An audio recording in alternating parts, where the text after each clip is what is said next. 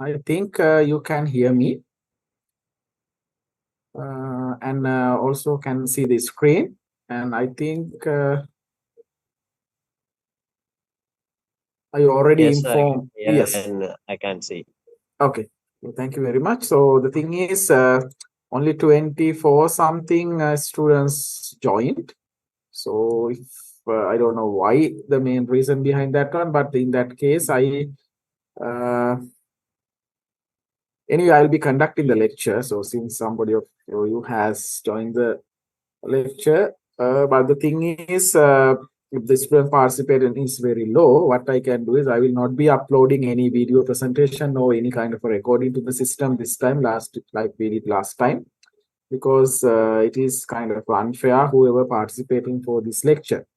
So that's what I will be doing this time. If the student participate, I think the total number of students are like 200 students, or at least 100 students should be in the lecture for Saturday, and Sunday maybe another 100. But let's see. Maybe within the next few minutes, maybe some students will join.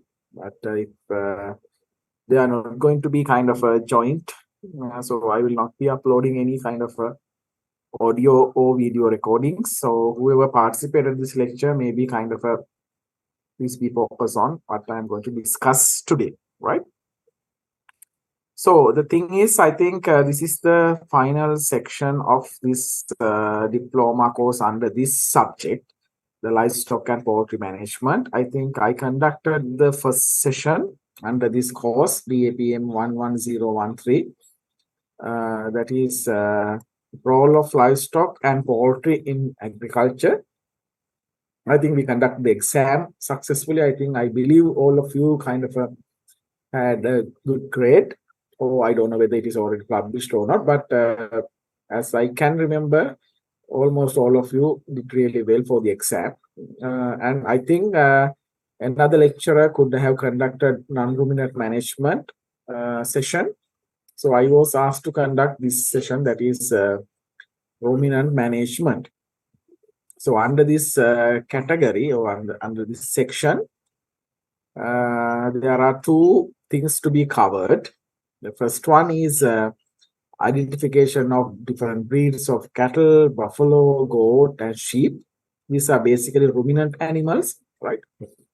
Then how we kind of manage a cattle, specifically a newborn calf, how we wean them, right?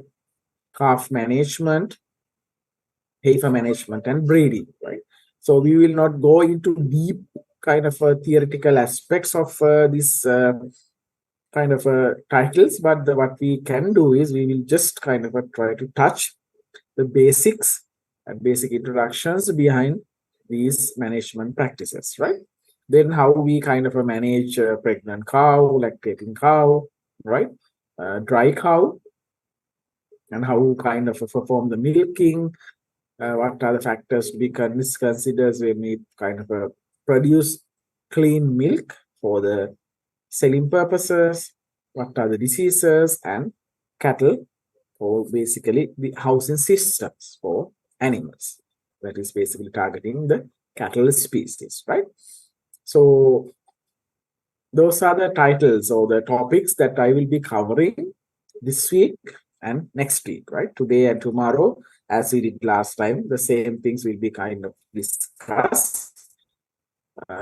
Saturday and Sunday this week, and the next week, the remaining sessions on Saturdays and Sunday.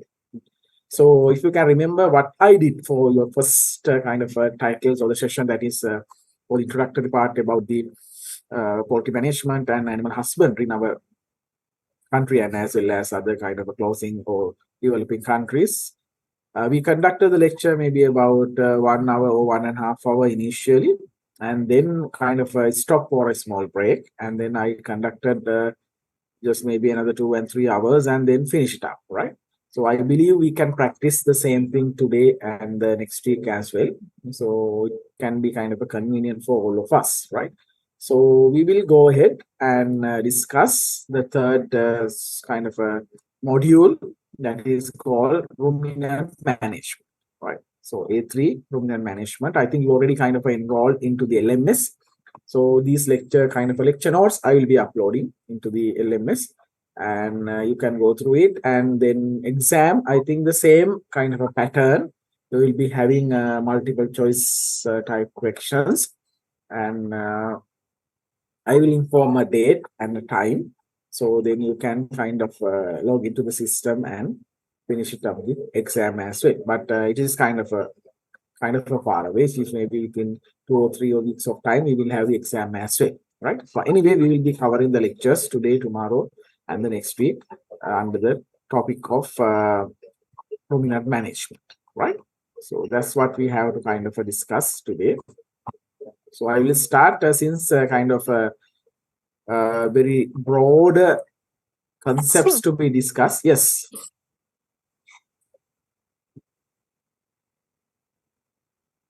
So do you have anything to ask?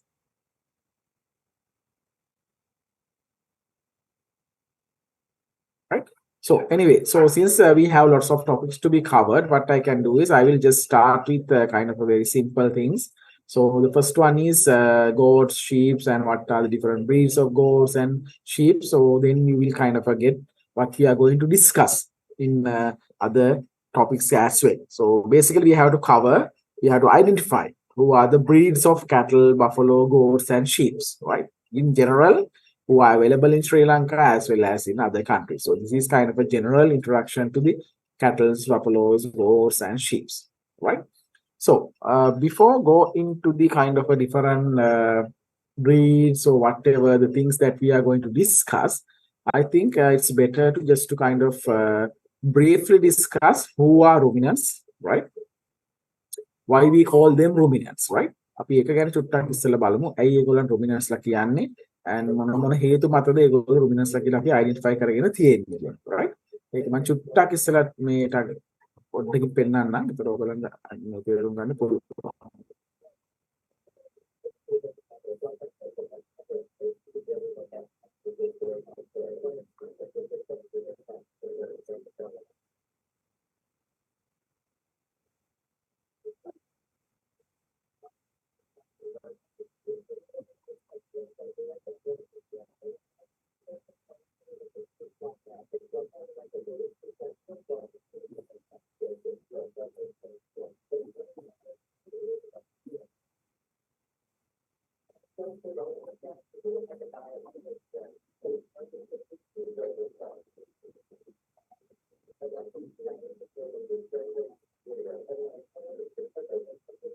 Right.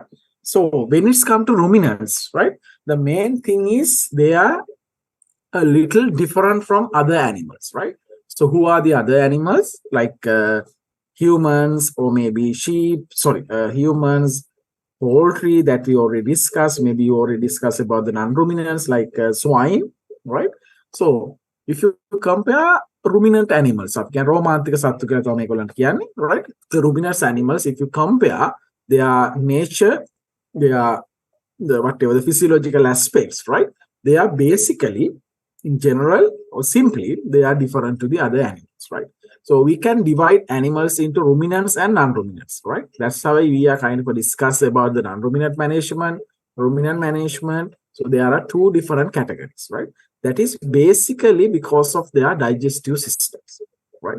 The way they behave, the way they eat, how they digest what they consume, right, is totally different to the non-ruminant animals, including humans, right? Who are the examples for non-ruminants? Humans, right? Cattle, dogs, right? Or any other kind of animals, right? Who are not coming under the category of ruminants can be categorized as non-ruminant animals, right? So if you take, or even I apologize, right? Because I am conducting my lecture from home, right? So we'll be hearing some sounds time to time. So please bear with that one as well, right? So the non-ruminants are basically coming as humans, humans, cats, dogs, right? Even birds like poultry species are also kind of considered as non-ruminant animals, right? But when it comes to the ruminants, right? So it is also coming kind of a category of mammals, right? අපි ඒගොල්ලෝ ශීරපායන් කියලාම තමයි ගණන් ගන්න, right? But the basic difference, as I mentioned earlier, they are totally different with their digestive system. But not whole digestive system, but part of their digestive system is kind of different or completely different to the digestive system having with the monogastric or non-ruminant animals, right? So they are mentioning, or they are called as foregut fermenters, right? We will see what is the meaning of foregut fermentation, but mainly they are considered as foregut fermenters because they have a stomach which is very specialized stomach with lots of bacterial actions. They have lots of bacterial actions in their stomach, right? So they can eat lots of plant-based foods and they can ferment them, right? Which means they can digest cellulose and lignin-like compounds. That's the main.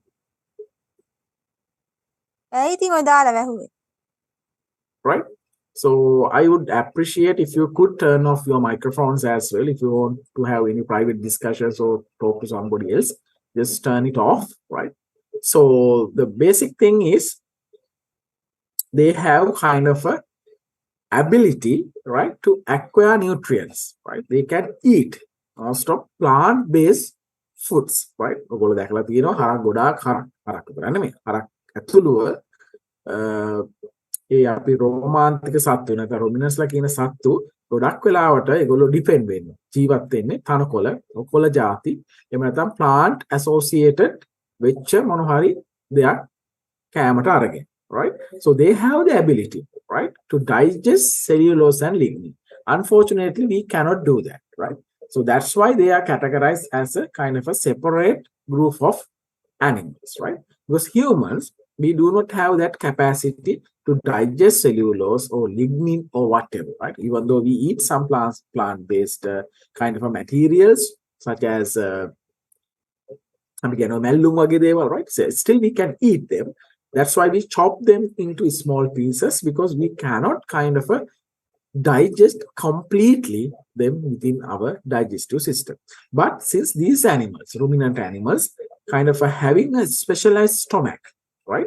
They have the capacity to digest those nutrients, right? The thing is, the ruminant animals, we make harak,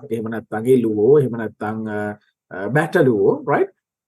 Even they do not perform that one, right? Yes, of course, they have kind of a specialized stomach, but the bacteria or the microorganisms living inside that stomach doing that function. So that's the basic things. So they have that capacity, right?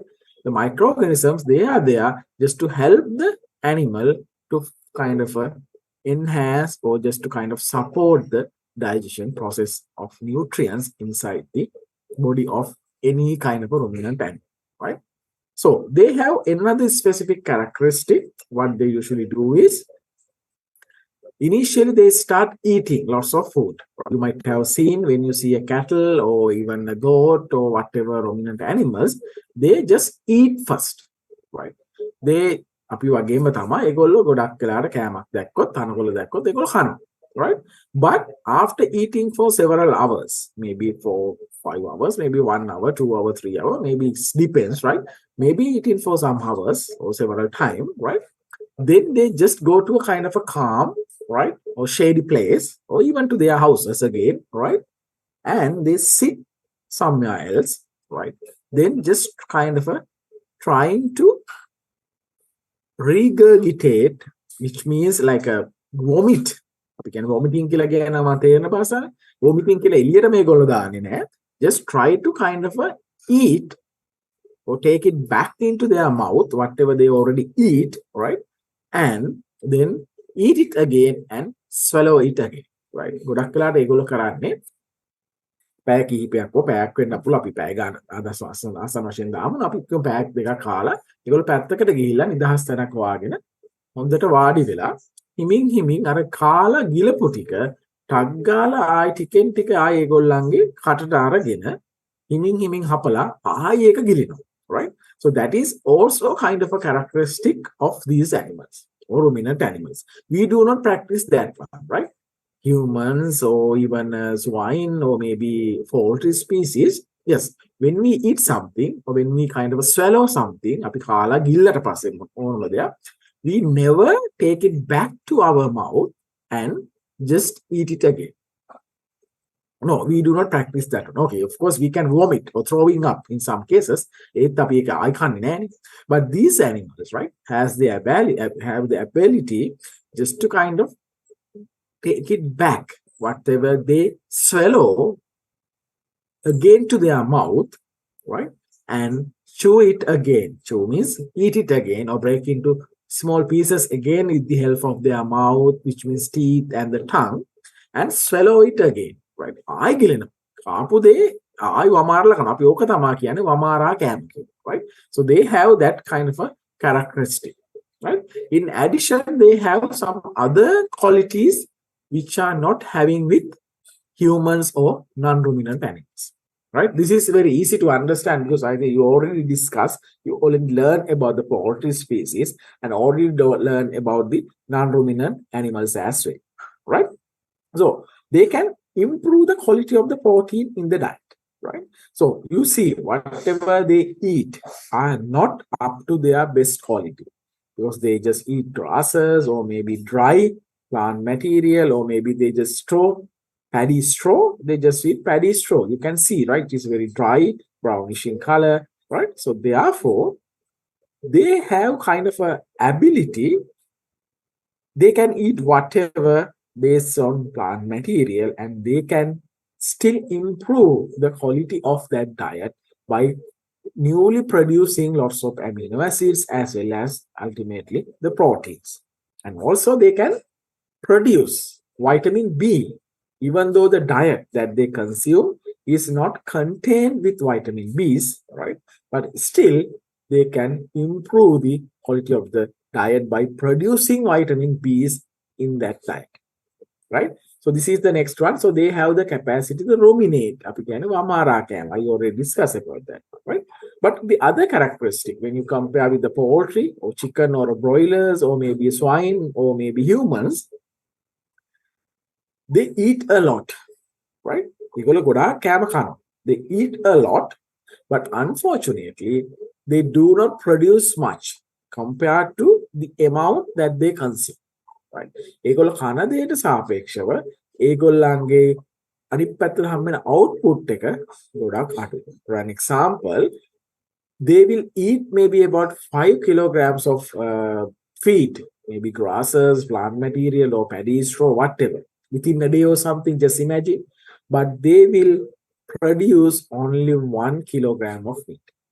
අපි ඒක තමයි කියන්නේ ඒගොල්ලෝ efficiency එක අඩුයි, right? ඒ කියන්නේ ඒගොල්ලෝ kilo 5ක් කෑම කාලා ඒගොල්ලන්ගේ output එක හම්බෙන්නේ kilo 1යි, which means only 20% of improvement is there, or maybe the production is there, even though they eat 100 or whatever, like a huge amount of food or feed during their particular day or particular time period, right? So what happened to the remaining 80% day, right? අපි අර දැන් කියනවා හරි kilo 5ක් කාලා kilo 1යි වැඩි වෙනවා. ඒතර kilo 4ක්ම lost. So what happens to that kind of 4 kilograms of energy or whatever the things they consume, right?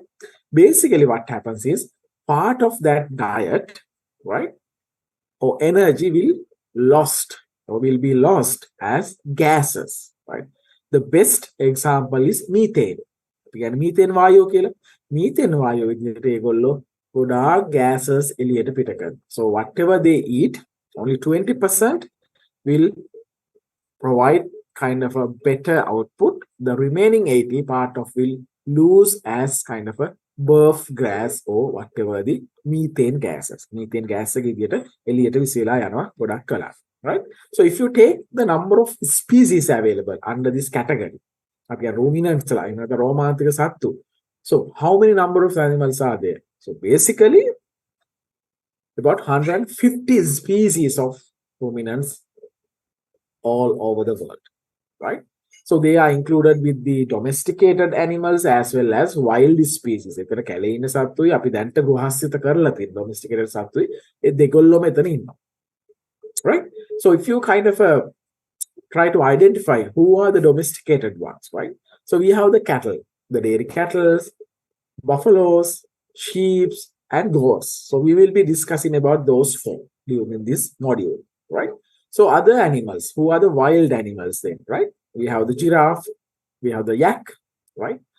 Deers, camel, right? Yes, of course, they are kind of a wild animal. අපි කියන්නේ කැලේ ඉන්න. අපි කියන්නේ වල් සත්තු, right? So they are having the same kind of a digestive system, same characteristic as ruminant, but they are wild animal. Who are the domesticated ones? Cattle, buffaloes, goats, and sheep, right? So then what we can do is these ruminant animals, we can further divide them into other groups, right? That is basically based on the way they are eating their diet, right? Because you know these animals, the cattle or the buffalo, sheep and goats, right? So they are basically depend on plant materials, right? You might have seen lots of cattle or buffaloes, they tend to kind of graze. අපි කියන්නේ උලාගෙන කනවා. ඒගොල්ලෝ උලාගෙන කන සත්තු ගොඩක් අය. So that's why they call them as grazers. Grazers means, here you can see grazers. Grazers means they are basically grazing whatever the feeds available on the floor, on the earth. පොළොව මතු පිට තියෙන ඒවා ඒගොල්ලෝ උලාගෙන කනවා, right? Then the browsers. Browsers means the animals or the ruminants, they are kind of tend to kind of pick whatever the plant-based materials from the leaves, maybe the top of the leaves, right? So they are above the ground level, right? Any plants, maybe the leaves associated with different branches, or maybe which are kind of attached to any kind of a wood or whatever plants which are kind of above the ground level. අපි කියන්නේ ground level එකේ උඩ තියෙන. ඒ කියන්නේ ගහක තියෙන කොළ වෙන්න පුළුවන්, ඒ කොළ අතු වෙන්න පුළුවන්. එහෙම නැත්නම් අපි කියන්නේ ඔය දැන් මේ තනකොළ වගේ නොවන ටිකක් උඩට හැදිලා තියෙන දේවල්, right? Which are kind of maybe vines as well, but they are kind of attached to the other plants, right? So those are called browsers. අපි කියන්නේ කොළ කඩාගෙන කන සත්තු, right? Deers la, so they are kind of basically browsers, right? So there are some other animals which are kind of intermediates of these two groups, the grazers and browsers. The sheep and goats are coming under that category, right? You might have seen අපි කියන්නේ අර ගොඩක් වෙලාට එළු කොටු වල ඔයගොල්ලෝ ගොඩාක් දැකලා ඇති. එළුව හදන අය දන්නවා ඇති. කොළ අතු අපි කියන්නේ, so basically jack leaves, right? Or maybe any kind of plant related food, we bring it to the whatever the house where the goats are living, right? So then we hang them. අපි ඔයගොල්ලෝ දැකලා ඇති අපි එල්ලලා තමයි තියන්නේ ගොඩක් වෙලාවට, right? අපි කොළාතු අරවම එළුව කොටුවක බිමට දාන සම්භාවිතාව අඩුයි ගොඩක් වෙලාවට, right? අපි ගොඩක් වෙලාවට උඩින් එල්ලලා තියෙන කොළාතු එල්ලීමක් කරනවා. කොස්සතු වගේ කපන් ආවම උඩින් එල්ලලා තියෙනවා. එහෙම නැත්නම් අර තියෙන වැට කියන්නේ අපි කියන්නේ මේ ගයක් නම් ඒගොල්ලෝ ඉන්න හවුස් එක කරන හවුස් එකේ බිත්තියක ඒවා මේ උඩ මේ උඩට මම කොන්ක්‍රීට් දාලා නැහැනේ. ඔබ බැඳලා නැහැ සිමෙන්ති වලින්, right? ඒක උඩක අපි පැත්තක එල්ලලා තියෙනවා, right? So these animals, the goats and sheep, have kind of a intermediate behavior. Sometimes they tend to break whatever the leaves above the ground level and they tend to eat, right? Others sometimes just try to graze as well, right? But these sheep and goats are more kind of a browsers. මේගොල්ලෝ ගොඩාක් වෙලාවට කොළ කඩාගෙන කන සත්තු. ඒගොල්ලෝ බීම තියෙනවා උලාගෙන කන්න තියෙන සම්භාවිතාව ගොඩාක් අඩුයි, right? But we can categorize them into these three groups: grazers, browsers, and intermediate. But grazers, like cattle, buffalo, උනත් සමහරට බඩගින්නක් හරි ඒගොල්ලෝ හොඳ දෙයක් දැක්කොත් කොළ කඩාගෙන කන්න පුළුවන්. But this is kind of a general behavior, right? So if you take sheep, right? So they are more of kind of a grazer. අපි දැන් කිව්වට intermediate කියලා sheep ලා ගොඩක් වෙලාවට අර හරක් වගේම තමයි. කොළ උලාගෙන නැත්නම් තනකොළ කඩාගෙන බිමින් තියෙන ඒවා උලාගෙන කන්න තමයි try කරන්නේ. But goats, right? So they are browsers. ඒගොල්ලෝ ගොඩක් වෙලාවට උඩින් තියෙන ඒවා කඩාගෙන කන්න try කරනවා. So that's why we just try to hang whatever the food inside the house in kind of a higher place that is kind of facilitate this browsing behavior of goats, right? So this is just to kind of show you the non-ruminants, but I think you already discussed that one, so I will not be discussing that one today, right? So So I just want to kind of show you the categorization like here, right? So as you can see, so we have the ruminants, right? The cattle, goat, sheep, and deers are over here, right? These are the monogastric ones, right? Who are not coming under this category. Basically, chickens, we already discussed very first module of this course, right? Then the pigs, other birds such as turkeys, dogs, cats, right? So those are the monogastric animals, right? So I will briefly show you what is the basic difference between these two digestive systems, right? I will just show you. So this is just to show you. So swine, they have, or maybe this is the kind of a basic digestive system even we have, right? Humans, swine, or even other kind of a monogastric animals have this kind of a digestive system. So you can see they have a mouth, right? They have the mouth over here. They have the esophagus over here. අපි කියන අන්න ස්රෝතය කියලා. අන්න ස්රෝතය තියෙනවා. Then this is the stomach. This is only one compartment like a pouch. පොඩි bag එකක් වගේ තියෙන එක stomach එකක් විදිහට තියෙනවා මෙතන, right? So then we have the small intestines, large intestine, right? Then we have the cecum, right? Then the rectum and whatever the fecal material will go out from here through the anus, right? So basically just focus on this one. So they have kind of a stomach, right? Which is only one compartment, one pouch or one bag. එක bag එකක් වගේ තියෙන.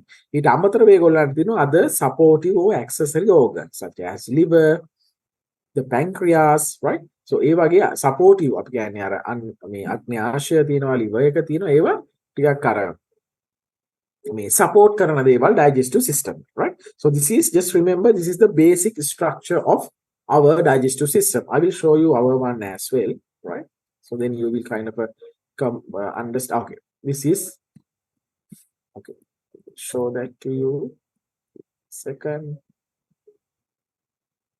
Okay, so this is what we have, right? So we have the kind of a long tube, which is called the esophagus, right? So this is the stomach, right? So this is the stomach. It is kind of a shape of a bean. අපි කියන්නේ අර බෝචි ඇටයක වගේ තියෙන පොඩි shape එකක් එක තියෙන. Sheep 100ක් උඩක වඩේ චූටි හැඩයක් තියෙනවා. But in general we call it as like a shape of a bean. Bean එකක පොඩි shape එකක් එක වගේ තියෙන්නේ. But you can see which is a one kind of a bag, a pouch over here. එක bag එකක්, එක pouch එකක් විදිහට තමයි එතන එක තියෙන්නේ. So then we have the small intestine, right? The large intestine, right? So then the rectum and the anus. So මෙතන තමයි අපේ තියෙන මල අපද්‍රව්‍ය, the fecal matters are coming out from this area, and that's why we basically go to the toilet and just kind of excrete whatever the unwanted, unutilizable materials which are coming from the digestive system of animals, right?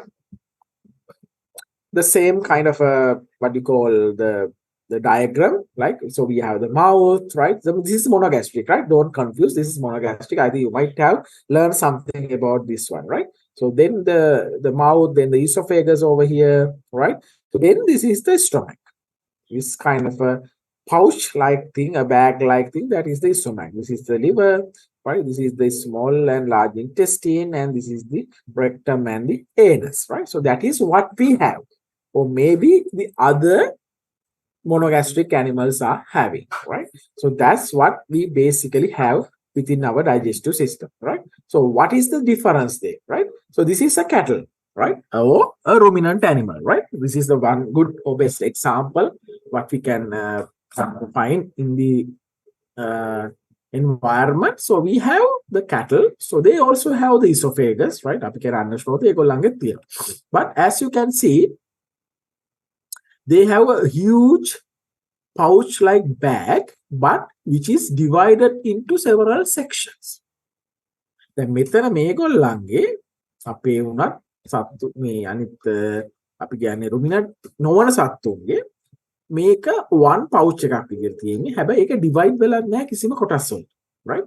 But here, yes, of course they have a very big, a very large pouch or a bag, but still which is divided into several bags, or several pouches or several compartment.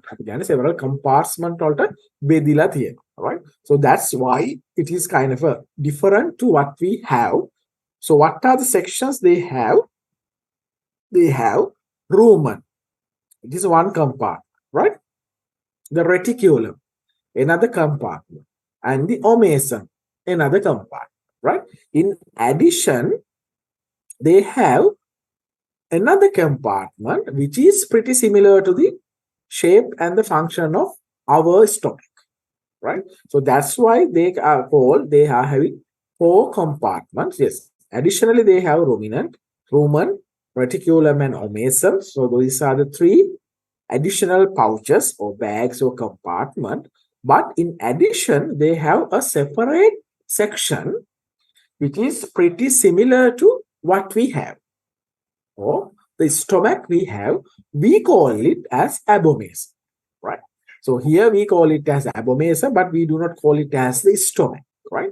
So they have a kind of a large stomach, which is kind of a complex stomach, which has 4 compartments, right? Of those 4 compartments, there is one compartment that is abomasum, which is pretty similar to the stomach we have, right? ඒක අපේ තියෙන ස්ටොමැක් එකටම 100%ක් සමානව තියෙනවා structure එකනු function එකනු ඒකට අපි ස්ටොමැක් එක කියන්නේ අපි කියන්නේ abomasum කියලා. In addition, there are 3 other compartments, right? In addition to this abomasum or the stomach similar to us, there are another 3 compartments. What are they? They have the rumen, reticulum, and omasum, right? එතකොට totally we have 4 compartments together, right? So they have the abomasum, which is very similar to the stomach, which we have, right? And then another 3 more compartments, rumen, reticulum, and omasum. So we have 4 compartments in one particular ruminant animal, right? So this is, again, I am showing you, this is the stomach we have, right? This is one compartment, no any other small compartments. It is kind of a one large bag-like structure, right? But when you go to the cattle or sheep or goats, you can see these. They have several compartments. This is outside, right? So they have the rumen, right? The omasum, the reticulum. This is the structure that I was talking about, abomasum, which is in pretty kind of a similar shape to the stomach we have, right? You can differentiate that one, I think. It is not that difficult to kind of remember. There are 4 structures, 4 compartments in ruminant animal stomach, right?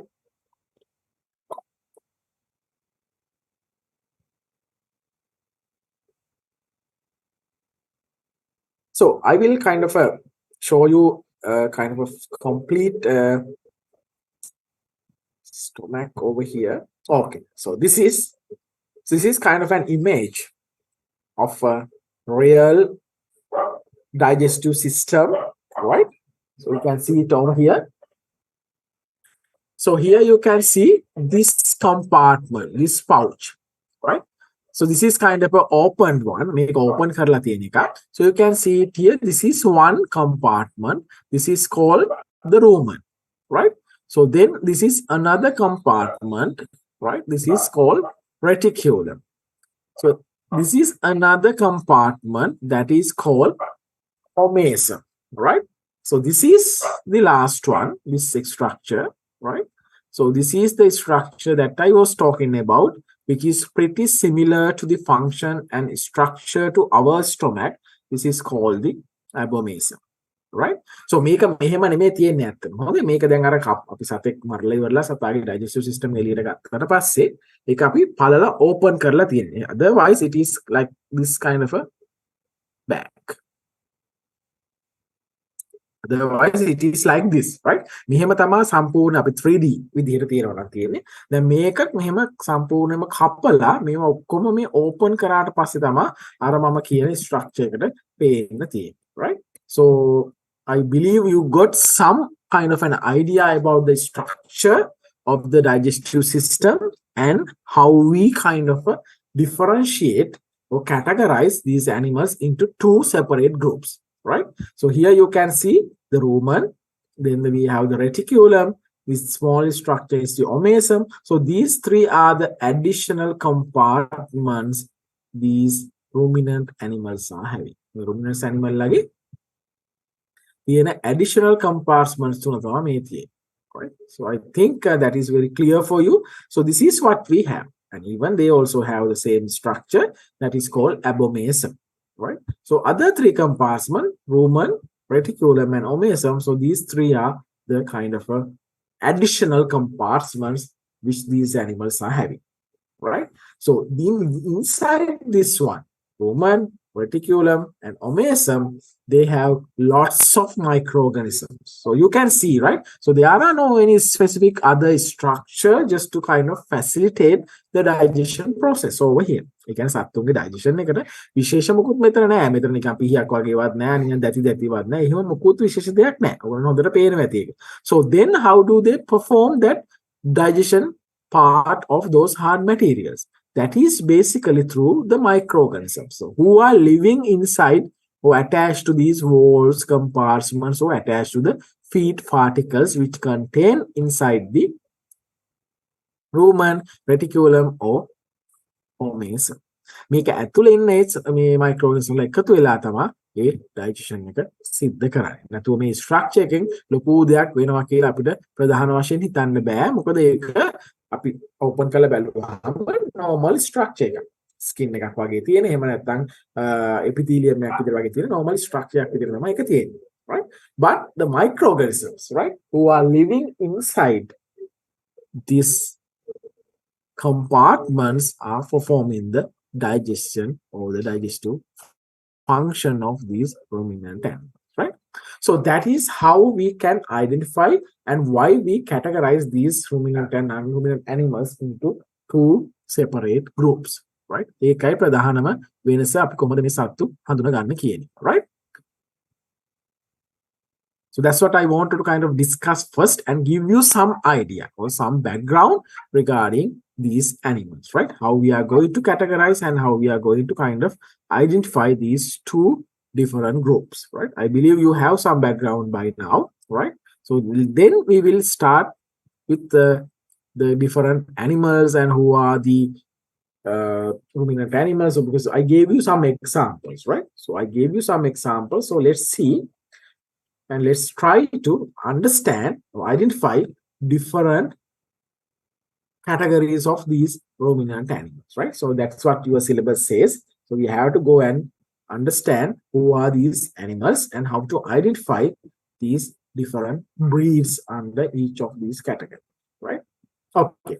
So I will first start with goats, right? So we have to discuss goats, sheep, buffaloes, and cattle, right? So today I will try to finish goat and the sheeps, right? And then with the time permit, so we will go ahead and try to complete other sessions as well, or at least get some introduction to the other sessions, right?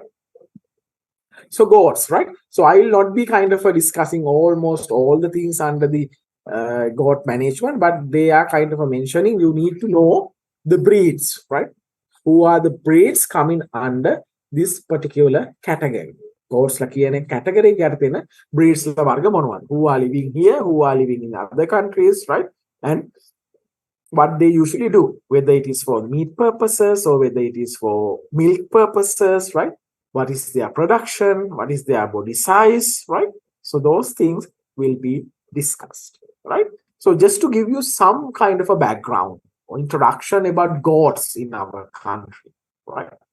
So I think I already discussed this one even during the very first module when I talk about the present status of livestock industry in Sri Lanka, right? But still I will just kind of briefly go through these introductory part as well. So if you take the numbers, right? If you can remember the very first module that we discussed the total number of animals for each category. අපි හැම category එකකටම කොච්චර සත්තු ඉන්නවද කියන එක අපි discuss කළා ඒ වෙලාව, right? So if you can remember, we discussed the poultry number, right? It is about 35 millions, right, of poultry birds are living in our country, right? Which is like almost more than 1.5 times of the human population in our country. ලංකාවේ population එකේ කහමාරකට වතර වැඩි population එකක් ඉන්නවා poultry birds ලා ලංකාවේ ඇතුලේ, right? However, if you see the goat farm, right, only less than 500,000 of goats available in our country, right? Which means 0.1 million goats. It can be different time to time, but in general, which is about 400,000 goats are living in our country. So they are living in different places like dry zone areas, right? Dry zone area of our country. If you can remember a map, I was sharing a map last time, right? මම ඔයගොල්ලොත් එක්ක map එකක් share කරා. ඒ map වල තියෙනවා මොන මොන ප්‍රදේශවලද වැඩිපුරම මේ සත්තු ජීවත් වෙන්නේ කියලා. right? ඔයගොල්ලන්ට මතක ඇති කියලා මම විශ්වාස කරනවා. ඒක හරියට මතක නම් බලන්න පොඩ්ඩක් ඒ lecture notes වල කොයි පැතිවලද මේගොල්ලෝ වැඩිපුර ජීවත් වෙන්නේ කියන එක. right? So based on that categorization or identification of the locations they are basically living, so we can categorize them into different groups. So which are the groups? We have the dry zone, dry intermediate zone, right? Wet zone and wet intermediate zone. So ඒ වගේ අපිට groups හතරකට වගේ කඩන්න පුළුවන්. These are not kind of a completely like a zones, okay, saying okay, this is only restricted areas for these animals. නෑ එහෙම එකක් නෑ. මේ සතු මෙතනම ඉන්නවා කියලා එකක් නෑ. But in generally we can see in large numbers in these areas, right? Dry zone, wet zone, intermediate zones, right? So those are the basic areas that we can see a large number of goat breeds in Sri Lanka, right? When it's come to the goat farming in our country, right? So the main purpose is meat production, right? Very less amount is for milk production. Basically, we are doing the meat production. අපි ලංකාවේ වැඩිපුරම අපි target කරන්නේ meat හදන එක, right? The meat production is the main purpose, right? Which is almost over 90% of animals or goats are reared for meat production purposes, right? Milk is coming only from about 10% of these animals, right?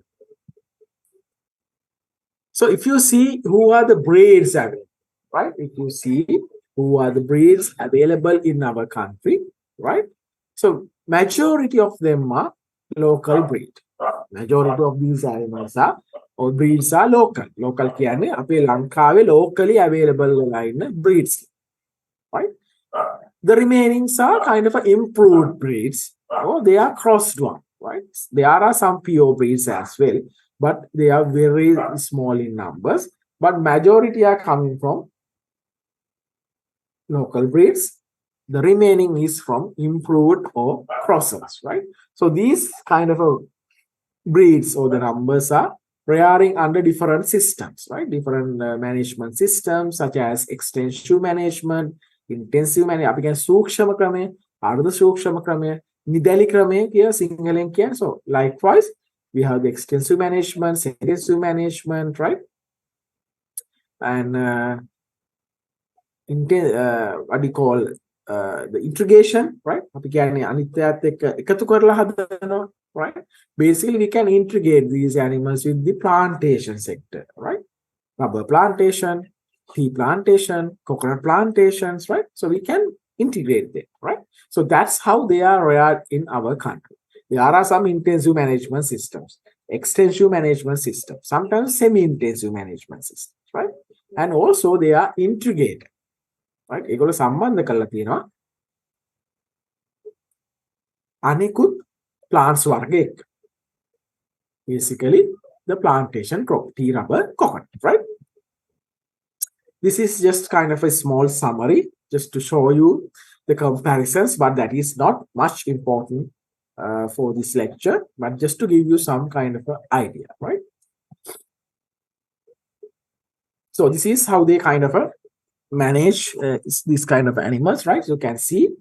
So there are no kind of a large numbers of these animals, right?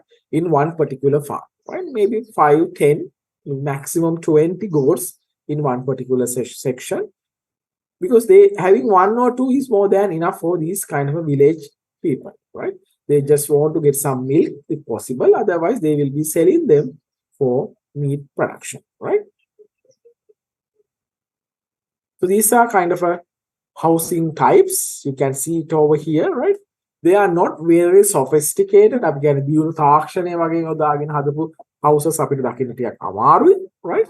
But still there are some houses, but kind of different to the houses having with poultry species or swine or any other animal, right? Because they are basically reared just above the ground of, or just above the ground level.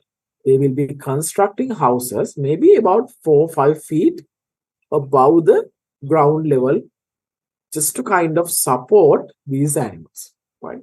What is the basic support? Because they have kind of a nature, behavior, and they like to live in kind of a higher places, right? So that's kind of a behavioral kind of aspect. So therefore, these people will have to provide houses just above the ground level, right? So that is one of the major characteristic of these animals. ගොඩක් අර කැමති අර නිකන් අපි කියන්නේ ground level එකට වඩා ටිකක් උඩ ජීවත් වෙයි. දැන් ඔයගොල්ලෝ දැක්කලා ඇති ගොඩක් වෙලාවට අනිත් සත්තු, right? poultry ගත්තත්, cattle ගත්තත්, එහෙම නැත්නම් swine ලා ගත්තත්, ඌරෝ එහෙම ගත්තාම ඒගොල්ලෝ සාමාන්‍යයෙන් පොළොවට සමාන්තර පොළොවත් එක්ක පොඩි යුසකින් වගේ ඉන්න ෆ්ලෝර් එකක තමයි ජීවත් වෙන්න කැමති. මේ සත්තු ගොඩාක් වෙලාවට කැමති වෙලා තියෙන්නේ ටිකක් උඩ ලෙවල් එකක ඉන්න. ඒ කියන්නේ ගොඩක් වෙලාවට අපි හිතලා බැලුවොත් එහෙම මේ අඩි 4ක් 5ක් උඩින් ජීවත් වෙන්න තමයි මේ සත්තු කැමති, right?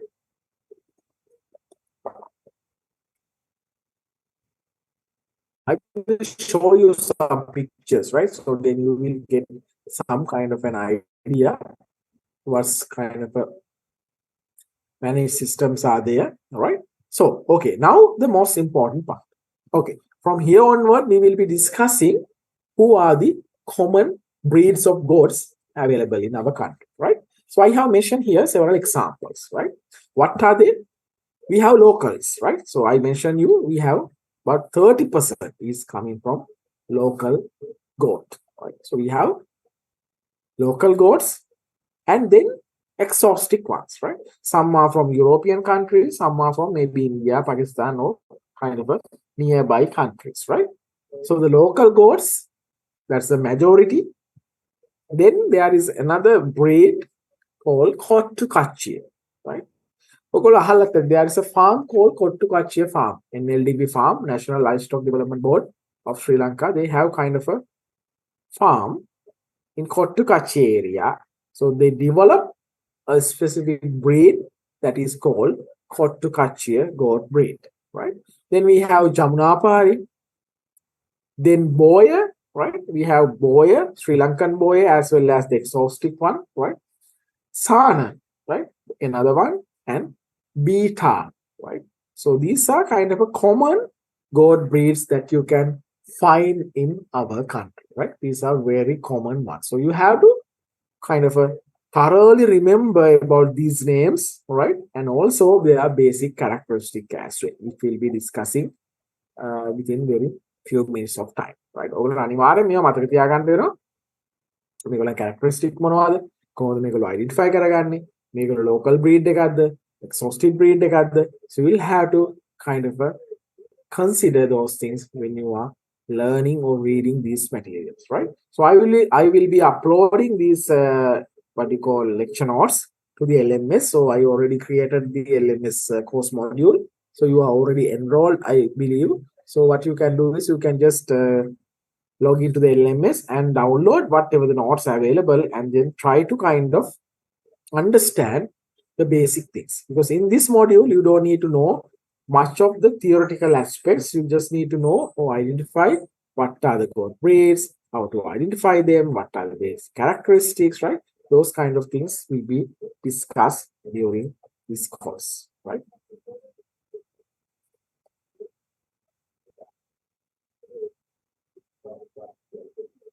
The first one, the first breed is the local one, right? We call it as local goat, right? So if you see the color, right? So they have different colors, right? So like this. So can be white, can be black, sometimes kind of a mixture of colors, right?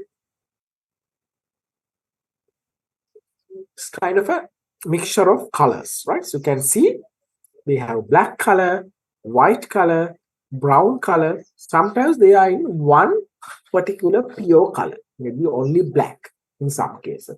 Some cases they are only white in color, right?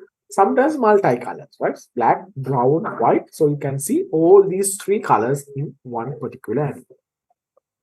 So what is the basic characteristic of these animals, right? They are very short, right? These animals are very short. In general, they are very short. And also they have kind of a flat nose, right? ඒගොල්ලන්ගේ උස අඩුයි මේ සත්තුන්ගේ උස අඩුයි ඒක මේගොල්ලන්ගේ flat වෙච්ච නහයක් තියෙනවා, right? And if you compare their ears, right? If you compare their ears ඒගොල්ලන් කන් බැලුවොත් එහෙම they are medium in size. They are not too large. There are some animals who are having large ears. Some are very small ears, but they have medium size. And most of them are having horns. මේගොල්ලන් ගොඩක් අයගේ අන් දෙක තියෙනවා, right? මේගොල්ලන් ගොඩක් සත්තුන්ගේ අන් දෙක තියෙනවා, right? And the thing is they have very small udder and a teeth, right? That's the basic thing. Udder එකයි teeth ගොඩක් small comparatively to the exhaustive breed or important breed, right?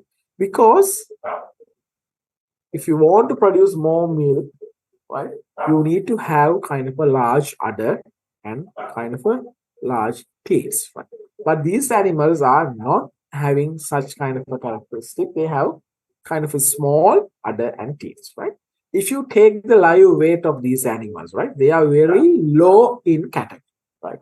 Live weight එක ගත්තාම live weight එක ගොඩාක් අඩුයි. For an example, a male animal will have maybe about 25 kilograms, right?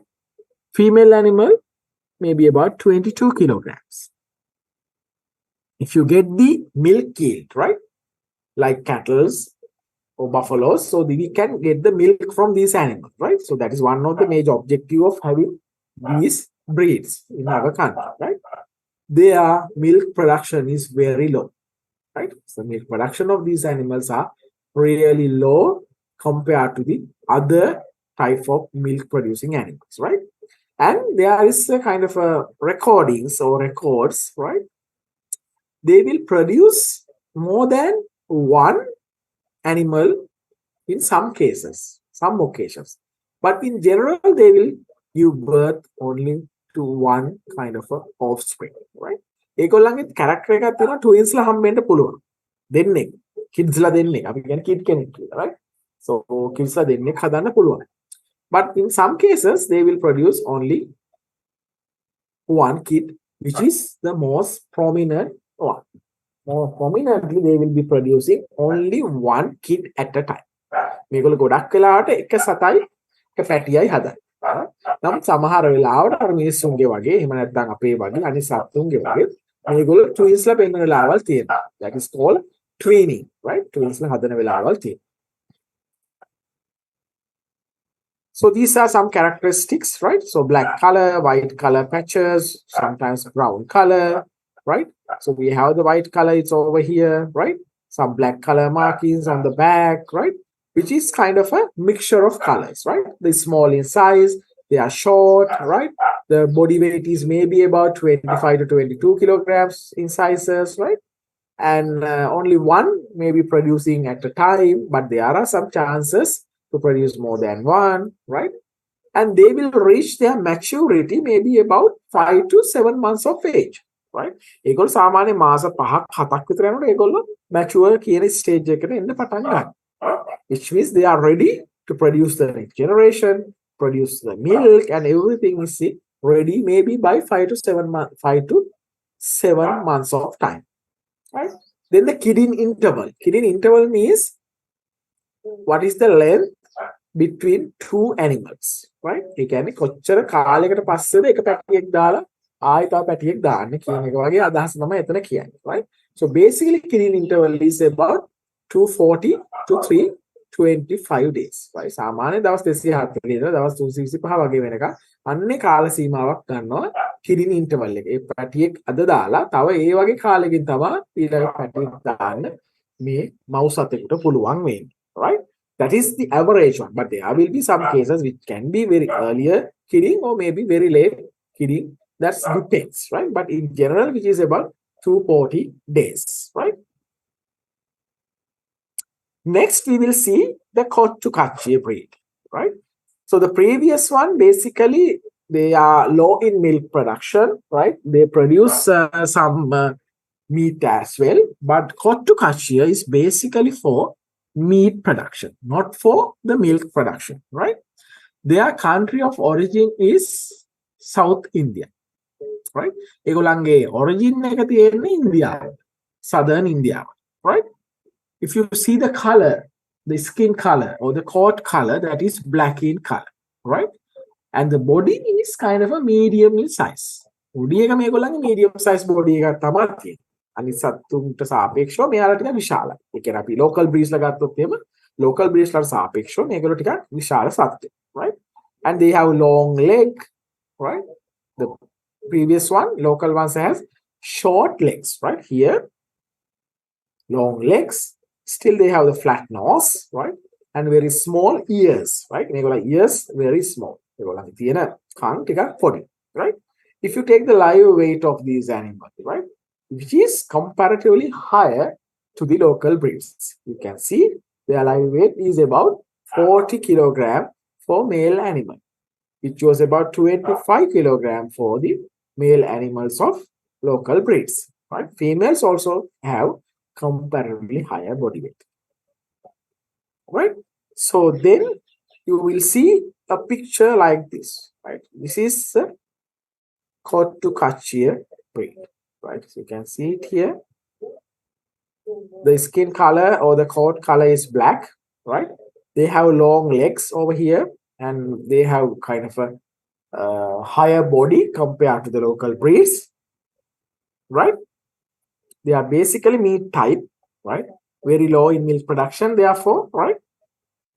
And also one of the major characteristics is they have higher twinning rate, which means they will be producing more than one young kid per one time or whatever, one pregnancy period or following one pregnancy period, they will be producing more than one animal at a time, right? They are very hardy animals, right? Very hardy means ඒකට පුළුවන් ඕනම hard environment අපි කියන්නේ නිකන් අර harsh environment එකක්. To dry වෙන්න පුළුවන්, less water තියෙන්න පුළුවන්.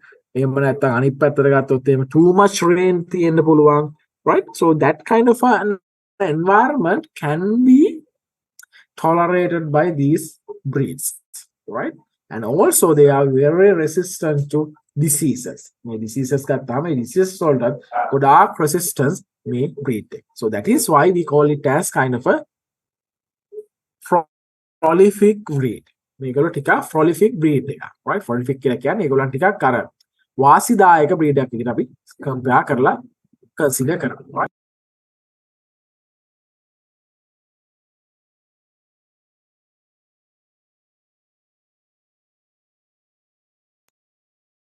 Right? So comparatively to the local breeds, so they are one of the highly prolific breeds available in our country, right? The next one is called as Jamunapari. Next one is called Jamunapari, which is a dual purpose breed, right? Egollo dual purpose, right? Milk and meat both are kind of catered by these breeds, right? The local one, if you can remember, they are just only kind of a meat type. They will produce very small amount of meat, right? But if you take the other one, Kottukachie, right? They are the one basically targeting for meat production. So they are very poor in milk production. But when you take the Jamunapari, they are kind of a dual purpose breed, right? They are originated in North India, similar to the Kochikatia. They are from southern India, but still from Indian subcontinent, right? If you kind of check their skin color, right? So they have kind of a tan black and white color skin compared to the other types, right? Jamnapari completely black in color. Sorry, Chotukachia, they are completely black in color. But Jamnapari, they have kind of a mixture of colors, tan black and white in color, right? They are comparatively tallest animals, right? Very tall, right? Maybe more than 3 feet, right? So they are very tall, and also they have kind of a prominent Roman nose, not a flat nose, which is called a Roman nose. Roman nose එකක් කියලා කියන්නේ Roman අධිරාජ්‍යයාගේ අර ඔයගොල්ලෝ දැකලාදී Roman culture එකේ තියෙනවා 아무තු නහයක්. මම ඒක පෙන්නන්නම් මෙතන, right? So they have kind of a Roman nose. Right? Then ears, they are very long and droopy ears. ඒගොල්ලන්ට තියෙන ලොකු දිග සහ එල්ලා වැටෙන කන් තියෙන සත්තු జాතියක්, right? Long, pendulous, එහෙම නැත්නම් drooping ears for these Jamnapari breeds, right? And the eyes, if you check their eyes, they are like bulging eyes. Bulging eyes කියලා කියන්නේ එළියට පනින්න හදන ඇස් වගේ තමයි මේගොල්ලන්ට තියෙන්නේ. So that's why we call them as bulging eyes. So they have kind of a eyes which are trying to come in out through the face of these animals, right? So that's why we call them as bulging eyes. So if you check their horns, right, they are very short, sometimes flat, right? And also, since they are dual purpose breed, they have a very well developed udder and teeth, right? They have very well developed udder and teeth because they kind of a dual purpose breed compared to the Kottukachia breed, right? Okay, this is the one that I was talking about, right? So you can see they have kind of a white in color body predominantly and kind of a dark color or tan color, maybe like a slightly blackish color skin, right? So this is ears, right? So you can see they have very long ears, right? Here also you can see they have very long ears, right? And very tall compared to other ones. We are very tall, maybe at least 3 feet. 3 feet, right? And they have a well-developed udder. You can see it here. They have well-developed udder, right? And the Roman nose. Roman nose mean the maker nose. So this is why we call Roman nose, right?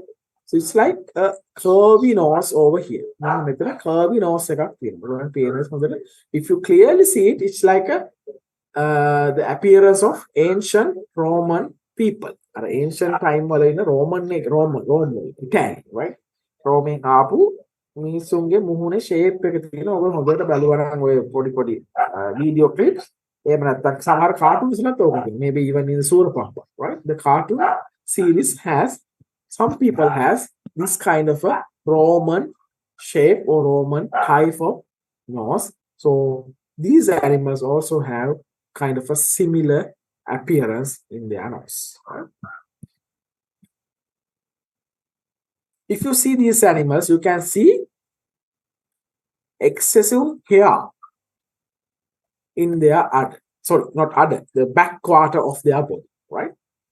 Udder එකේ ඉඳලා එතනින් පිටිපස්සට පටන් ගන්න area එක, right? The back quarter කියලා අපි ගොඩක් වෙලාට කියන්නේ මෙන්න මේ region එක මෙතනින් මෙහා පැත්තට වෙන්න, right? So in back quarter they have excessive growth of hairs, right? They are ගොඩාක් hairs හැදලා තිනවා back quarter එකේ comparative to the front soldiers. Front එකේ තියෙන soldiers සාපේක්ෂව මේ back quarter එකේ ගොඩක් වෙලාවට hairs හැදලා තියෙනවා, right? Live weight very huge, right?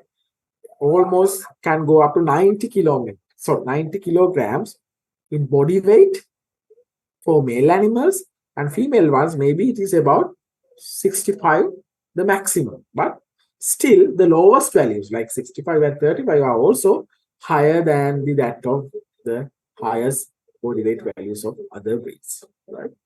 They provide kind of a substantially or significant volume of milk, which is about 1 to 1.5 liters of milk per day, right? The lactation length, කොච්චර කාලයක් ඒගොල්ලෝ කිරි දෙනවද කියන එක තමයි lactation length කියන්නේ. So we will be discussing about the lactation length when we talk about or when we discuss about the cattles, dairy cattles, right?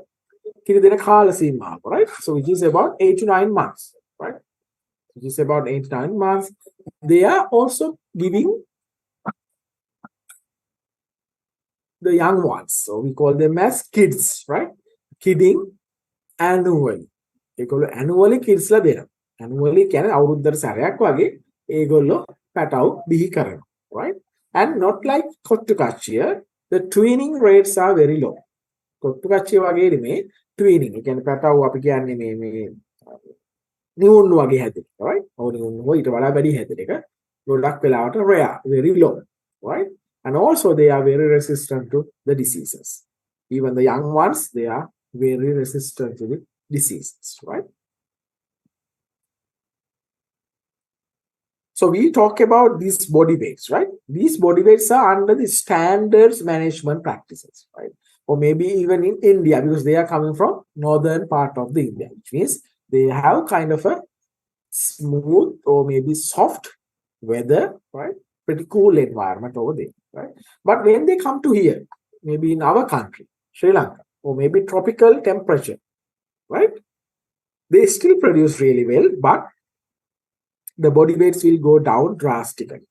You can see the live weights may be about 50 kilograms, female live weight may be about 40 kilograms, right? So there will be some reductions if we do not manage them properly, right? Then the boyer, right? Boyer is also kind of a dual purpose breed, right? They are originated from South Africa, right? They have brown or black color head with neck is kind of a white in color, right? If you see the head, the face and the neck, which are basically brown or black in color. But if you observe the rest of the body, which is about starting from the neck of an animal, right? So which is about kind of a white in color, right? They also have kind of a shorter body, not like Jamnapari, right? Short body and also broad. අපි කියන්නේ කෙටි සහ පළල් ඇඟක් තියෙනවා මේගොල්ලන්ට, right? But still they have the Roman type of nose, right? Broad and kind of a ears which are kind of a locked ears, right? Hanging ears, right? And they have horns which are very prominent, right? Well developed udder, and also they will be also providing a very good milk yield, right? You can see the main character here, right? They produce very good milk, which is about 2 liters, right? And if you see the live weight of these animals, right, it can go up to 100 kilograms, right? Females maybe about 75 kilograms, right? Still hardy animals, but the main characteristic is, you can see it here, right? The head, the face and the neck, which are brown or slightly dark in color compared to the skin color, which is completely white in color, right? So they have a well-developed udder. This is a female one. This is a male one. They are comparatively shorter animal, right? And a broader animal. අපි කියන්නේ උස අඩුයි පළල වැඩි. මහතයි, right? So it's kind of an animal. This is Sri Lankan boy, right? That one is from South Africa, the previous ones. That is the boy. Here, the Sri Lankan boy. The same characteristic as you can see, but skin color, the neck and the head or the face is kind of a dark in color, right? But still, the other areas are white in color, right? Pure white, right? So how did they kind of develop such a boy, right? They crossed, right? Right? With imported boy from South Africa with Kottukachi or Jamnapari. ඒගොල්ලෝ කරලා තියෙන ජම්නාපාරි හරි කොට්ටුකච්චි හරි අරගෙන පිටරටින් ගෙනාපු බෝය කෙනෙක් එක්ක මේ මිශ්‍ර කරලා අපි කියන ක්‍රොස් කරලා හදලා තියෙනවා. Sri Lankan boy කියලා එකෙන්, right? Still fairly high live weight of the male animal, right? And it's a very good animal in terms of reproduction as well as the milk production, right? The next breed is called Sana. Next one is Sana, right? This is the major, or what we call the most significant or most important milk producing goat breed in Sri Lanka as well as in other countries, right? They are originally from a European country, that is Switzerland, right? Then their skin color is pure white or cream white, right? Skin color is very pure or cream in color, right? They have very small body, very small. When you see those kind of an animal, you might be wondering why they are very small. Yes, of course, they are very small animals, right? However, they are still having, right, small ears, the pointed ears, right?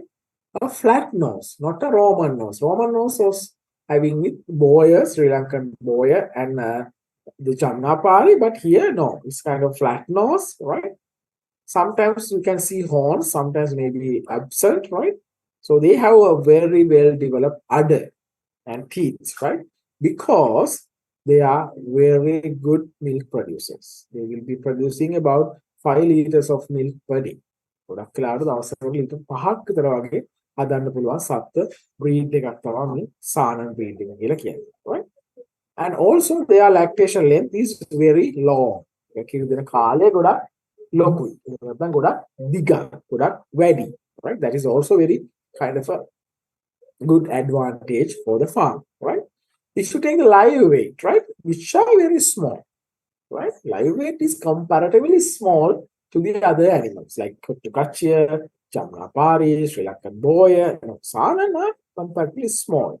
However, their milk yield is very high. It is about, on average, 2 liters per day in local condition. Still local condition, they will produce 2 liters. But under optimum or maybe European or the best weather condition, they will be producing about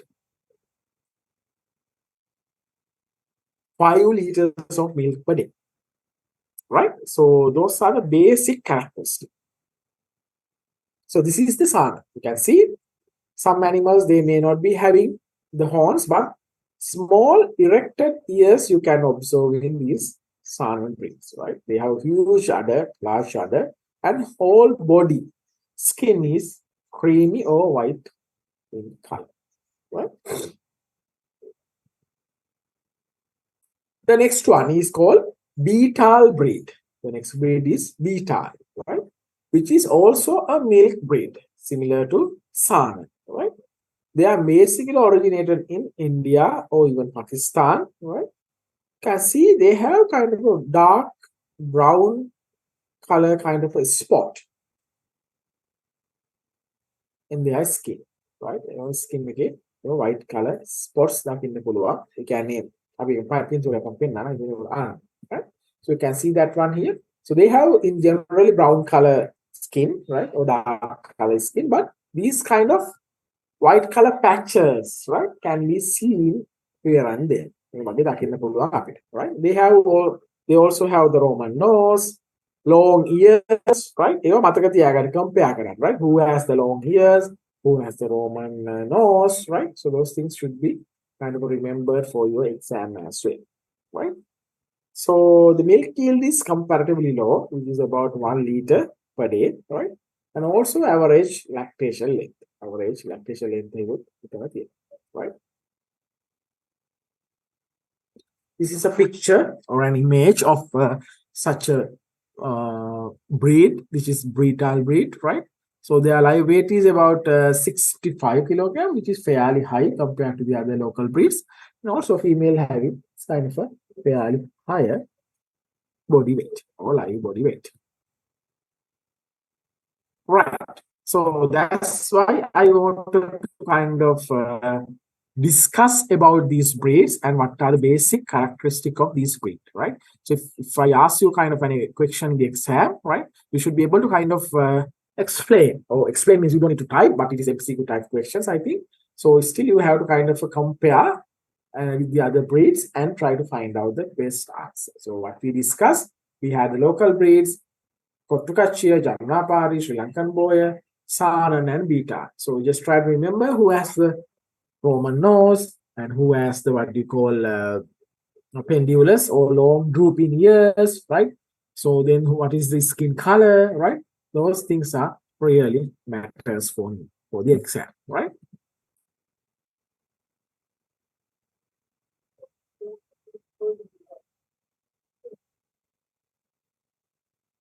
Right. So now it is almost 10 minutes to 10, right?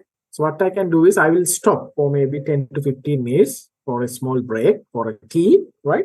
So then we will meet again within 15 minutes of time, right? So then we will be discussing about the rest of the sessions, basically sheeps, right? And try to start the cattle session as well, right? So I will stop for a small break and then we will be meeting after maybe about 10 or 15 minutes of time, right? But if you have any questions regarding what we discussed so far, so please bring those questions as well. You can chat them or just send me a message, right? Okay, so then I will stop for a break and then we will meet again in a short time, right? Thank you.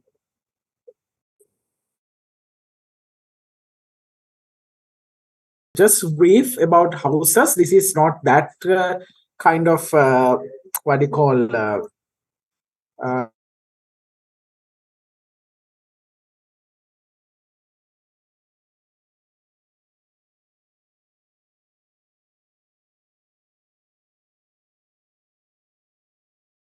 over here. So I will show you some. Okay, something like this. So basically, they are reared on an elevated ground floor shed.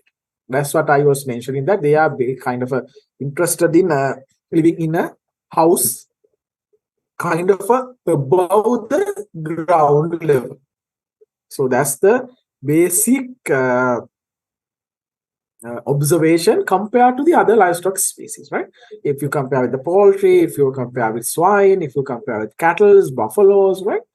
Even the sheep in some cases, but the goats are kind of a animal breeds or species. They prefer to live in kind of a elevated places. So that's why we can say this kind of a housing system. We call it as elevated ground floor shed. It's like above at least 1 feet above the ground level, right? It's like a sheds can be constructed above the ground level. So that is one of the major characteristics. So it is like this, right? So in these housing systems, you can see the feeds are given from outside or you can use them from inside. That doesn't matter, but easiness of the kind of a management practices, what they usually do is they have placed or kept the feeders, right, outside of the housing structure. So then it's easy, right? And you can see these floors, right? These are called slattered floors. Slattered කියලා කියන්නේ අර ලී වලින් ගහලා තියෙන අතරින් අතර හිස්තැන් චුට්ට චුට්ට තියෙන, right? So those are called slattered floors, right? So the most of the kind of a convenient of this kind of a what do you call slattered floor system is you can see underneath of this housing system there is kind of a huge space, right? So whatever the fecal matter, right, අපි කියන්නේ මේ සත්තුන්ගේ අපද්‍රව්‍ය urine plus feces, right, can be collected from underneath of this housing system. So which is very easy. That's why they have put kind of a slatted floor over here. You can put හිස්තැන් එක තමයි ඒ ගහන්නේ. අර රීප අපි කිව්ව මංගල්‍ය හරි අඟල් දෙකේ දෙකේ රීප වලින් නම් මේක හදලා තියෙන්නේ. රීප දෙක අතර පොඩි සෙන්ටිමීටර එක අර සෙන්ටිමීටර භාගයක ඔය ඊට වැඩි චුට්ටක් සෙන්ටිමීටර එකක ඔය ඊට වඩා චුට්ටක් වැඩි ස්පේස් එකක් එක තමයි තියලා තියෙන්නේ. So then very easily whatever the fecal matter, urine coming through the body of these animals will flow through this floor and collected underneath of this housing system, right? So that's why they have kind of a constructed this kind of a structure just to facilitate is the removal of all these fecal matters and whatever the manure collected or released by these animals, right? In addition, you can see the side walls, right? The side walls, they are kind of a mesh type, right? Which means just to facilitate a better air circulation, right? Because these animals need a better ventilation or air circulation, right? And also kind of a better light just for the disinfection purposes. So they have kind of a constructed these walls just to facilitate the easy air movements, right? So that's kind of a specific housing system for these goers. So here also you can see, so this is the way they are entering into the houses, right? So these are the side walls. You can see they have given lots of spaces, right? And this is the walls, right? So they are kind of open walls over here compared to this one, right? Here, completely closed walls, right? They have put side walls with mesh type just to facilitate their circulation. But over here, you can see, right? Over here, you can see these walls are pretty open. These walls are pretty open over here, but still, half of the wall is kind of a covered with this kind of a wooden slated bars just to kind of facilitate the air movement and also just to kind of provide some protection, right? So මේ වගේ houses තමයි ගොඩක් වෙලාට ගෝස් වල හදන්නේ. මේ වගේ ටික උඩකින් හදන්නේ. ඒතරට මම කිව්වා වගේ මේ යටින් කලෙක්ට් කර ගැනීමේ පහසුව තියෙනවා ඕනම feces වර්ගයක්. or fecal matters මේගොල්ලන්ගේ රිලීස් කරනවා. right. ඒතර ෆාමර්ස්ට ඇත්තටම ඇතුළට යන්න අවශ්‍ය වෙනවා නම් අවශ්‍ය වෙන්නේ කැම දාන්න විතරයි. ක්ලීනින් කරන්න විශේෂ දෙයක් අවශ්‍ය වෙන්නේ නැහැ. මොකද ඔක්කොම ටික මේ යටින් කලෙක්ට් කර ගැනීමේ හැකියාව තියෙනවා fecal matters, right? Harvesting purpose වලට යන්න පුළුවන් ඒක ඇත්ත. But all the fecal matters which is very easy to kind of manage under these kind of a housing system, right? This is what I mentioned as the slatted floor, right? You can see the slatted floor. There are some spaces in between these wooden pieces, right? මේ wooden pieces අතර spaces තියෙනවා තරම්, right? So ඒ වගේම තමයි මේගොල්ලන් එන fecal matter ඔක්කොම පහළට වැටෙන්න පටන් ගන්න. ඒකත් හොඳට පැහැදිලි. So these are the feeders over here, right? The feeders are over here. All these are kind of a dropping through this slatted floor. And also one of the major characteristic of this housing system is like they have dedicated housing systems, right? Or the rooms for these young animals, right? Here you can see internal house is divided into several compartments, right? අපි කියන්නේ කෑලි කෑලි කිහිපයකට house එකක් බෙදලා වෙන් කරලා තියෙනවා. So as you can see, this is for one particular age animal, this is for one particular ones, this is for very young males, this is for the other ones, right? And feed store, these are the feed bunkers, right? So the mothers and the kind of what you call the mom and their young ones are not in the same cage for so long period. They are kind of divided and they are reared separately within one particular compartment. So the young ones will be collected and put into one particular cage and the matured one will be in another cage. But when they are under the pregnancy period or when they are kind of done with pregnancy or soon after the pregnancy, right? Deliver කරාට පස්සේ නැත්නම් parturition එක කරාට පස්සේ නැත්නම් kidding මේගොල්ලන් කියන අපි kidding කියලා, right? Kidding කියලා කියන්නේ පැටියෙක් බිහි කිරීමේ ක්‍රියාව. So kidding කරාට පස්සේ මුල් දවස් ටිකේ අම්මත් එක්ක පැටිය තියලා තියෙන මුල් කිරි දෙන්න සහය පහසුවක් ලබා දෙන්න. But after that they are kind of removed from or wean. Not wean means අපි කියන්නේ කිරි වරනවා කියන එක නෙවෙයි, but they are separate, right? And they are put in a kind of a separate pen. So that's what the kids pen means, right? And then the dose කියලා කියන්නේ ගෑනු සත්තු ටික ඒගොල්ලන්ව වෙනම තියෙනවා, පැටව ටික වෙනම තියෙනවා, right? But they are pretty close to each other, right? They are kept close to each other but in two separate pens, right? But in the same house, right? So that's all about the goats and their houses, how they are managed, and why we want to kind of provide this kind of housing system, why a slatted floor over here, right? Why these side walls are kind of a little bit opened just to facilitate their circulation, right? The feeders are outside, that is just to kind of facilitate the management over here, right? And it is kind of above the ground level, right? So, and what is the importance of kind of constructing these houses is above the ground level, so you can collect whatever the fecal matter, urine from bottom of the housing system, right? So those are the major reasons and major types of housing systems available for these goats, right? ඒ ටික තමයි ප්‍රධාන වශයෙන් මට ඉතින් කතා කරන්න අවශ්‍ය උනේ මේගොල්ලෝ ගැන, right? Now I will move on to the next one.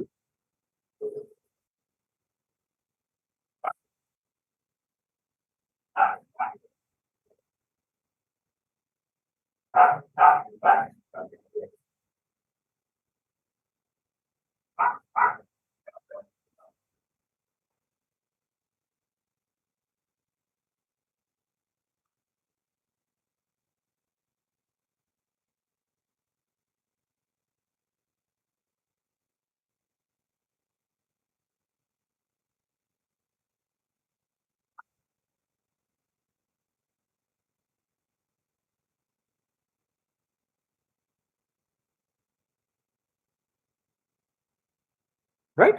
So the next one is sheep management. Right? So under the sheep management also, we will be discussing about how to identify different sheep breeds. What are the available sheep breeds and how to identify these sheep breeds, right? If I brief, they are also coming under the category of mammalia, අපි කියන්නේ කිරි නැත්නම් අපි කියන්නේ අර ශීරපායි, right? ශීරපායි කියන ගණයට අයිති වෙන්නේ, class එකට අයිති වෙන්නේ, but they are also chordata one. Again, පුෂ්ඨවංශිකයන්, right? So those are the ones basically coming under this category, right? Pretty similar to the goats, right? Kingdom Animalia, Chordata, and Mammalia class, right?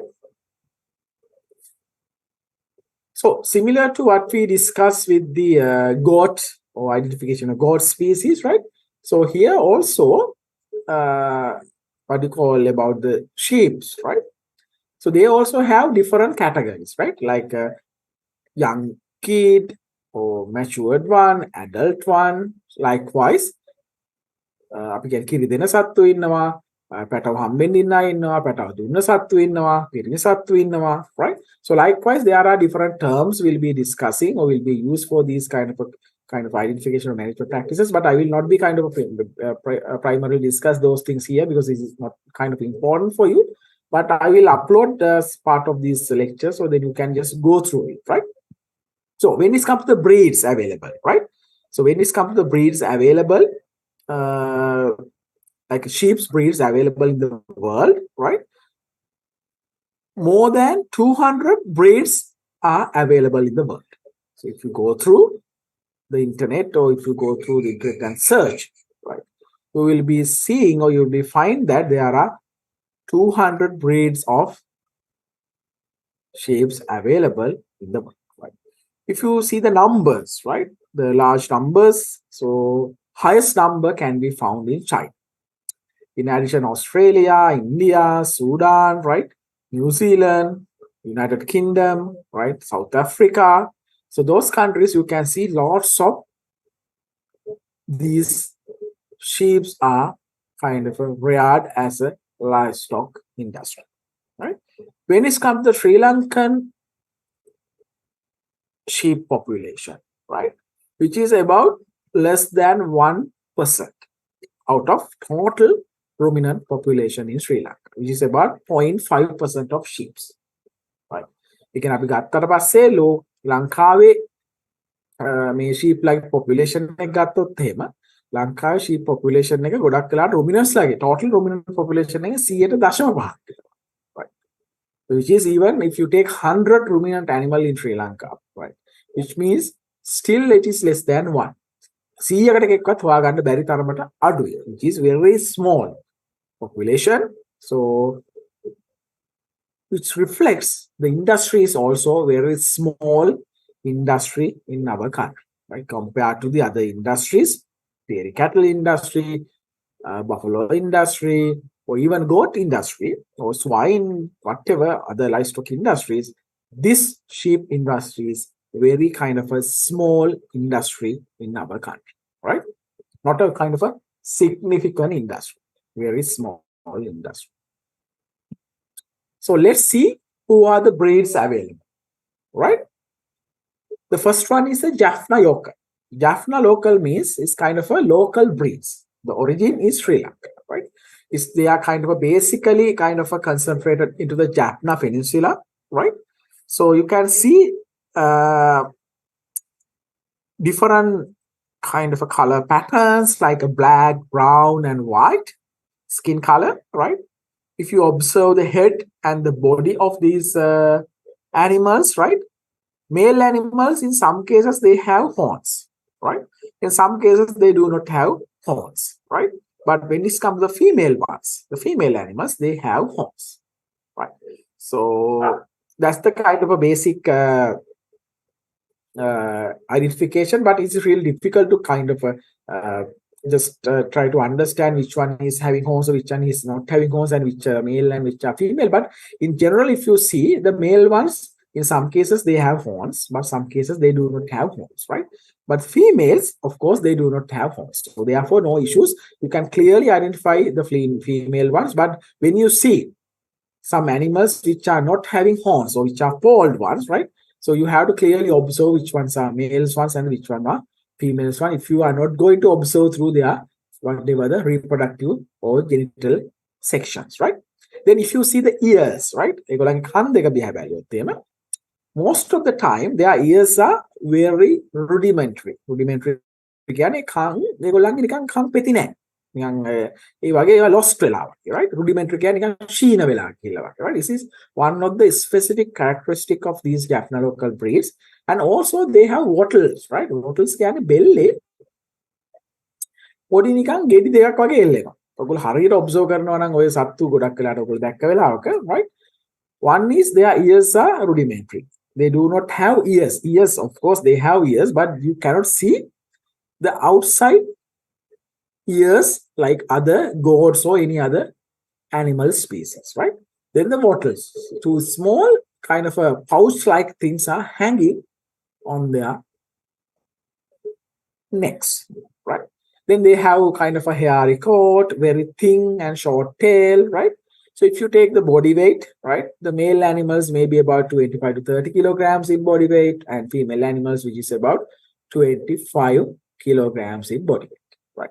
So which means they are very small types of animals, not very large or huge animals. They are small animals, right?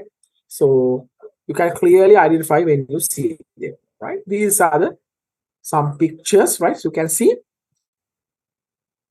they are kind of a having a very short tail, right? Very small animals, right? Even you cannot see ears. I don't know whether it is clear or not, but there are no ears over here, right? Almost all animals are polled. We can horn snag or lang, right? But they are kind of a white, black, or brownish in color, the skin color, right? So they can give birth at least one lamb per year, right? ඒ කියන්නේ අවුරුද්දට එක සැරයක් විතර තමයි ඒගොල්ලෝ pregnant වෙන්නේ, right? ඒතර එක පැටියෙක් ගොඩක් කලකට අවුරුද්දකදී උපද්දවන්න ඒගොල්ලන්ට හැකියාව තියෙනවා. They are very hardy animals, right? They can resist to the diseases, the temperatures, or maybe any hard environmental conditions because they are local ones. They are used to our conditions. Even if when they are living in Jaffna or maybe northern part of our country, so which is very harsh in some cases, very hot and humid most of the time, right? Less rain, more drought periods, right? So therefore, they are kind of a used to those kind of systems. So they are very resistant to the diseases. But their productivity is comparatively low, very small animals, right? But still very good animals because they will kind of providing some kind of a economic support to the local community in those areas, right? Okay, here you can clearly see. So they are polled, right? No any kind of a horns or ears in this one. So there are some other ones, right? In some cases, yes, of course, there will be some animals with no horns, which means polled, but maybe some ears present in some cases, right? In general, they do not have horns and also no horns, right? So that's the basic kind of a characteristic. The skin color is kind of a white, as I discussed, plus black and brown in color, right? This is also kind of a separate type of ones, because the main thing is most of the time in Jaffna area, you cannot find pure breed one in some cases. That's the major issue, right? Because they are crossers. So in that sense, in some animals, they might have had kind of a ears, right? So that's the major characteristic, but this is the typical ones, right? Typical ones la තමයි මේගොල්ලෝ. Typical එහෙම නැත්නම් අපි කියන්නේ හරි pure කට්ටියගේ ඒගොල්ලගේ ears most of the time rudimentary and horns are poor. So that's the major thing, right? The next one is called red madras or madras red. The next one is called red madras or madras red, right?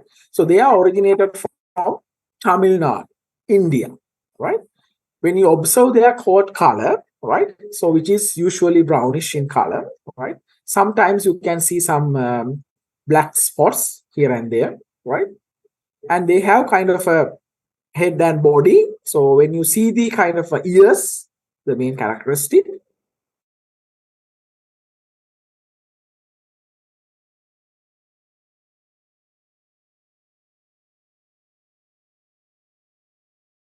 they're kind of a shorter one, right? So they have horns, right? In most of the time, ram, right? Ram කියන්නේ පිරිමිසතා, right? පිරිමිසතාට, yeah, it has strong twisted horns, right? Twisted කියන්නේ නිකන් අර දඟර ගැහිච්ච නිකන් දෑකැත්ත වගේ පොඩ්ඩක් ඉතිච්ච ඊට වඩා ගොඩාක් round වෙච්ච horns තියෙන, right? If you see the female one, no horns, which means forward, right? So body is completely covered with very short hairs, right? So this is kind of a picture of madras red, or we call it as red madras, right? So their body weight is about 30 to 45 kilograms, male ones, right? The female ones, which is about 22 to 30 kilograms in body weight, right? So you can see this is the male. So I will show you. Okay. So this is the male one. You can see the twisted horns, right? අපි කියන්නේ අර twist වෙලා. දැන් දෑකැත්ත වගේ පොඩි හැඩයකුත් එක්ක ඇවිල්ලා ඊට පස්සේ twist වෙලා ගිහිල්ලා තමයි තියෙන්නේ horns, right? අපි කියන්නේ අර දඟර ගහිලා වගේ පොඩි ගතියක්, right? So they have kind of a what you call drooping ears over here, you can see. And also you can see they are polled, right? The ladies or the female ones, no horns, right? And short tail over here, right? So that's the major characteristic of these red madras or madras. So why we call it as the skin color, right? The skin color is usually brown. In some cases we can see some black spots here and there, but it is kind of a reddish brown color skin, right? The next one is called bicanary. The next one is called bicanary. They are also from India, basically Rajasthan, right? The state is Rajasthan, coming from India, right? Their coat color is kind of a white color body, and there are some light brown, black color, kind of a color on head, right? So that's the main characteristic of this bicanary type, right? So if you see or if you observe their head, right? If you see or observe their head, they have very small head, right? And kind of a long face, right? And also they have kind of a long ears, right? And most of the time no horns, right? Body size is kind of a medium, and they have kind of a mature body weight, maybe in between maybe like 35 to 65 in kilograms, right? The female ones about 25 to 40 in kilograms, but on average their body weight is comparatively like higher than the local breeds available in our country, right? This is the one. So you can see a very good wool coat color, right? So they have a very good coat color over here, right? So white in color, most of the areas, but there are some dark color on the head and the neck. So as we can see, brown or black color on the head and the neck of these animals, right? the one of the major advantage of these what do you call animals is they have kind of very good wool coat, right? That is good or very suitable for a carpet, right? So they have kind of a what do you call wool coat, right? Which will provide, which is about 2 to 3 kilograms of wools, right? For whatever the carpet productions, right? Please give me a 1 minute. I am getting a call. I will be having this call and get back to you within few minutes, right? Recording stopped.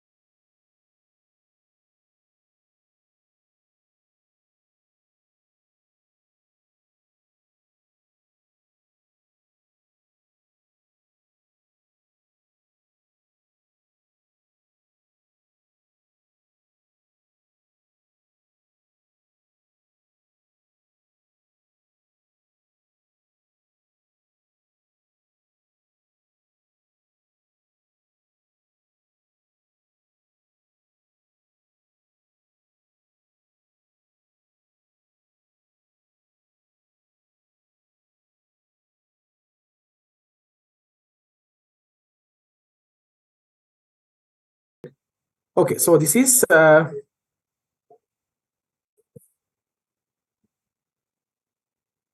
okay, right? So this is the Bikaner breed, right? So that is, as we discussed, that is from India, original from India, right? So coat color, that is white color, and with kind of a brown or black color head, right? So they are also kind of a small animal with kind of a long face, long tubular ears, fold, right? ඒ කියන්නේ ගොඩක් ගොඩාක් වෙලාවට අපි කියන්නේ අර මේ මේව නැහැ කියලා අපි කියන්නේ මොනවද horns, right? Horns නැති කට්ටියක්, right?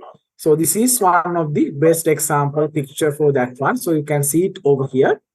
So their head is kind of a black color over here, right? And you can see it over here, the white color body. So they have kind of a 2 to 3 kilograms of wool. If you kind of shave this animal and get the weight of whatever the wool, you can see it's like a 2 to 3 kilograms in total weight per year, per particular year, right? ඒවල සාමාන්‍යයෙන් අපි අවුරුද්දක් විතර ගත්තොත් අවුරුද්දක් විතර හැදෙනකොට යාලා සාමාන්‍ය kilo 2 ඉඳලා 3 වගේ දක්වා බරකට එන්න පුළුවන්. මේ ෆ්ලීස් weight එක. ෆ්ලීස් weight එක කියලා අපි කියන්නේ ගන්න පුළුවන්. අපි කියන්නේ සම්පූර්ණ ලෝම ප්‍රමාණවල බර. එච්චර ප්‍රමාණයක් අපිට ලබා ගන්න පුළුවන් මේ සත්තුන්ගේ. හරි? The next one is called Bannur. Bannur, or else we call it as Bandia, right? They are also from India, right? The coat color, which is kind of a white color, right? With the brown head and neck, right? So they also have kind of a medium drooping ears, right? ඒගොල්ලන්ගේ කන් වලින් යම් ප්‍රමාණයක් පහළට වැටෙනවා, right? So two short wattles අර අපි අර කතා කරපු අර බෙල්ලේ අර තියෙන අපි කියන්නේ මොකද්ද මේ අර පොඩි නිකන් එල්ලෙන කොටස් දෙකක් තියෙනවා කියලා අපි කතා කරේ. So they have very two short wattles, right? And then also they have short tails and short legs, and they do not have any horns, right? They are also polled. Polled කියලා කියන්නේ අර polled and horn කියන්නේ දෙක තමයි එතන තියෙන්නේ. Polled කියන්නේ horns නැහැ කියන එක, right? It's also kind of a compact animal. Body සතෙක් පුළුවන් තරම් compact වෙලා හැදිලා තියෙන්නේ. So that is also kind of a pretty kind of a similar characteristic to the other breeds of sheep, right?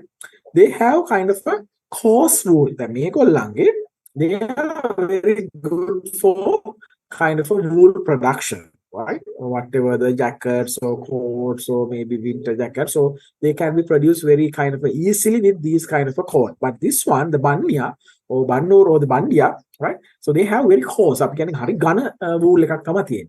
So these are therefore suitable, right? Predominantly kind of a suitable for meat purposes, meat production, not for wool production, but still yes, of course we can get some wool, but they are basically designed or identified as kind of a wool producing animal, right? They are very hardy in addition, right? This is kind of a image you can see, right? So the white color body, the brown color head or a face, right? So you can see they do not produce much of a wool. Even though they have some wool, they are kind of a coarse wool that they are producing, right? So therefore it's like compact කියලා ගොඩක් අර මෙහෙම නිකන් shape එකකට compact වෙලා හැදලා තියෙන සතෙක්, right? The next one is called Dorset, right? So basically exotic breed. අපි කියන්නේ exotic කට්ටිය. අපි කියන්නේ පිටරට කියන්නේ ඉන්දියාව වගේ රටකින් නෙමෙයි European countries වලින් ගෙන ආපු අය, right? So their origin is from England, right? The Europe, UK, and their coat color is kind of white in color, right?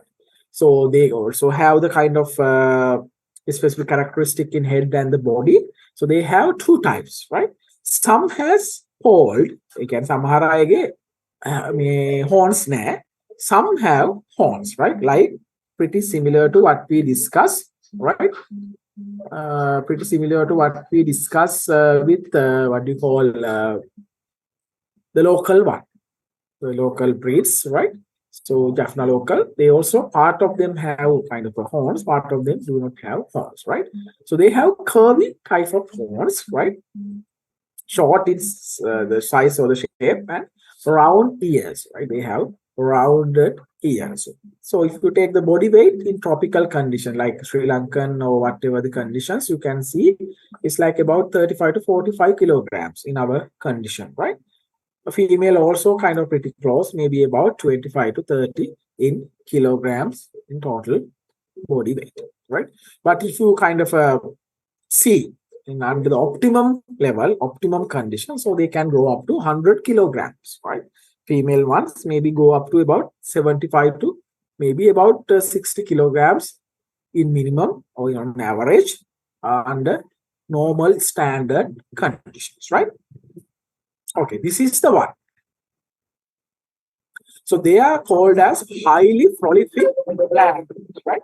So they are highly prolific breeds, which means they can produce more than one young animal per year, which means at least two lambing per year. ඒගොල්ලෝ මේගොල්ලන්ට අවුරුද්දට දෙපාරක් විතර පැටව දැමීමේ හැකියාව තියෙනවා. So they are highly prolific. That's why we call it as prolific. Prolific means හරිම වටින, හරිම අපි කියන්නේ වාසිදායක breed එක, right? They will produce more than more than one, at least two lambings per year, right? So you can see their body is fully covered with medium length wool, right? Their body is completely covered with medium length wool. We can on the fine type එකේ තියෙන on the medium size එකේ wool එක cover වෙලා තියෙනවා. So if you measure the fleece weight, again wool වල බර fleece weight, you can see which is about 3 to 4 kilograms per year. Fleece weight is 3 to 4 kilograms per year. කියන්නේ සාමාන්‍ය අවුරුද්දකට kilo 4ක් විතර බරක් වගේ වෙනකන් ඒගොල්ලන්ට wool සදීමේ හැකියාව තියෙනවා. Right? So then you can see they are very good in young one production, right? As well as wool production. Both are kind of a highly prolific ones, right? This is also one. So you can see they are polled. They do not have ears, right? Here they have curved type. So I mentioned here they have curved horns, right? They have curved horns, right? Here you can see they have curved horns, right? Here they do not have horns, right? They are polled, right? But still you can see it's like body is completely covered with the wool, right? So you can see whatever the other characteristics, right? The white face and the body, right? And then they have kind of a curved horns, short and brown ears, right? So ears are also comparatively short, right? You also can see they have comparatively short ears over here, right? Not like a long droopy ears like these ones, right? මේගොල්ලෝ වගේ long එහෙම නැත්නම් droopy ears තියෙන කට්ටියක් නෙමෙයි මේගොල්ලෝ, right? So here also kind of comparatively long ones, right? Here also you can see comparatively long, right? But there, though, they do not have kind of a long ears which are very short or small size ears, right? The next one is called merino, right? Next one is merino, also from Europe, specifically from Spain, right? So this is Spain, African Spanish, right? So that is the one very popular for wool production. Okay, that thing on එක breeds වර්ග මේගොල්ලෝ මස්සට හොඳයි, මේගොල්ලෝ නකිරි ගන්නවා නකිරි වලට හොඳයි, මේගොල්ලෝ wools වලට හොඳයි. So merino breed is the most popular fine wool breed in the world, right? The body size is kind of an intermediate in size, right? So they are very hardy and very kind of a what do you call? They are living as a flock, right? Flock එකක් විදිහට individually දකින්න හම්බෙන්නේ නැහැ. They are not living as individual animal. They are living as a group of animals, as one group of animals. So they are living as a group, right? So they are very hardy. So they can withstand most of the adverse climatic conditions. So therefore, they are called as very hardy animals, and they can withstand any adverse or most of the adverse environmental conditions, even though they are from Europe. ඒගොල්ලෝ Europe වලින් ආවට ඒගොල්ලන්ට සාමාන්‍යයෙන් පුළුවන් මේ adverse hardy conditions යටතේ ජීවත් වෙන්න, right? So they are the ones are considered as one of the best partners for other breeds as well. මේගොල්ලෝ ගොඩක් වෙලාවට ගෑනු සත්තු හරි පිරිමි සත්තු ගත්තාම අනිත් breeds ලා ඒගොල්ලන් හොඳ යාළුවෝ. එහෙම නැත්නම් අපි කියන්නේ partner කෙනෙක් විදියට. So they are considered as a very good partners for several other breeds, right? So there are several types. If you take the South African type, right? So and also there are some other types like strong wool merino or South African merino, right? So they are the ones they produce different types of wools, right? Some are very fine ones, some are maybe a little bit coarse ones, or maybe kind of a in diameter wise they are very high. Excuse me, right? So diameter wise, maybe they are very high, right? Sometimes they are kind of a different, but in general, they are very good fine wool producing breed in the world, or most popular one otherwise, right? So you can see kind of an image over here, right? So their body is completely covered, fully covered actually. Even you can just only see his face and kind of a area with eyes, right? All over the places are completely covered with fine wool, right? So there are some other breeds, the type of breeds of merino, they are used for the meat production as well. But in generally, they are basically dedicated for wool production. Right? Wool production එක තමයි මේගොල්ලන්ගේ main purpose එක. But other countries වල සමහර රටවල් වල සමහර breeds use කරලා තියෙනවා meat production එකට. Right? This is also another type you can see. So they are completely covered over here, right? So even you cannot see their eyes as well, right? So here also you can see, so whole body is completely covered with wools, right? The next one is called Romney Marsh. The next one is Romney Marsh, right? So they are originated in New Zealand and UK, right? So they are like other goats, so or maybe any other one. So they are dual purpose, right? Both meat and wool production. So if you take a mature one, so they can grow up to 100 kilograms on average, right? If you take a lady or maybe female one, right, which is about 75 minimum in body weight, right? So they have kind of a long wool, right? Not like the other ones, the previous one, right? Here, merino, the Romney Marsh, they have kind of a long type of wool, right? So if you take the fleece weight means the weight of the wool, right? When you harvest it, so weight of the wool, which is about 3.5 to 4.5 kilograms in weight per year, right? So they are basically suitable, right, for the areas where you can find very high rainfall. Again, red zone areas. So they are very good, or they are best suited for such kind of a location, right? And also they are fairly resistant to some other diseases, so the parasites as well. They are fairly resistant. Even ගොඩක් වෙලාවට withstand කරනවා මොනවා හරි ප්‍රශ්නයක් වුණොත් එහෙම ලෙඩ රෝග සම්බන්ධ වෙනවා, right? So this is one of the kind of image you can see, pretty similar to the merino type, right? But still you can see they produce kind of a long wools, right? So and also their kind of a fleece weight is comparatively high to the other animals, right? The next one is a Texel. Texel, we call it as Texel.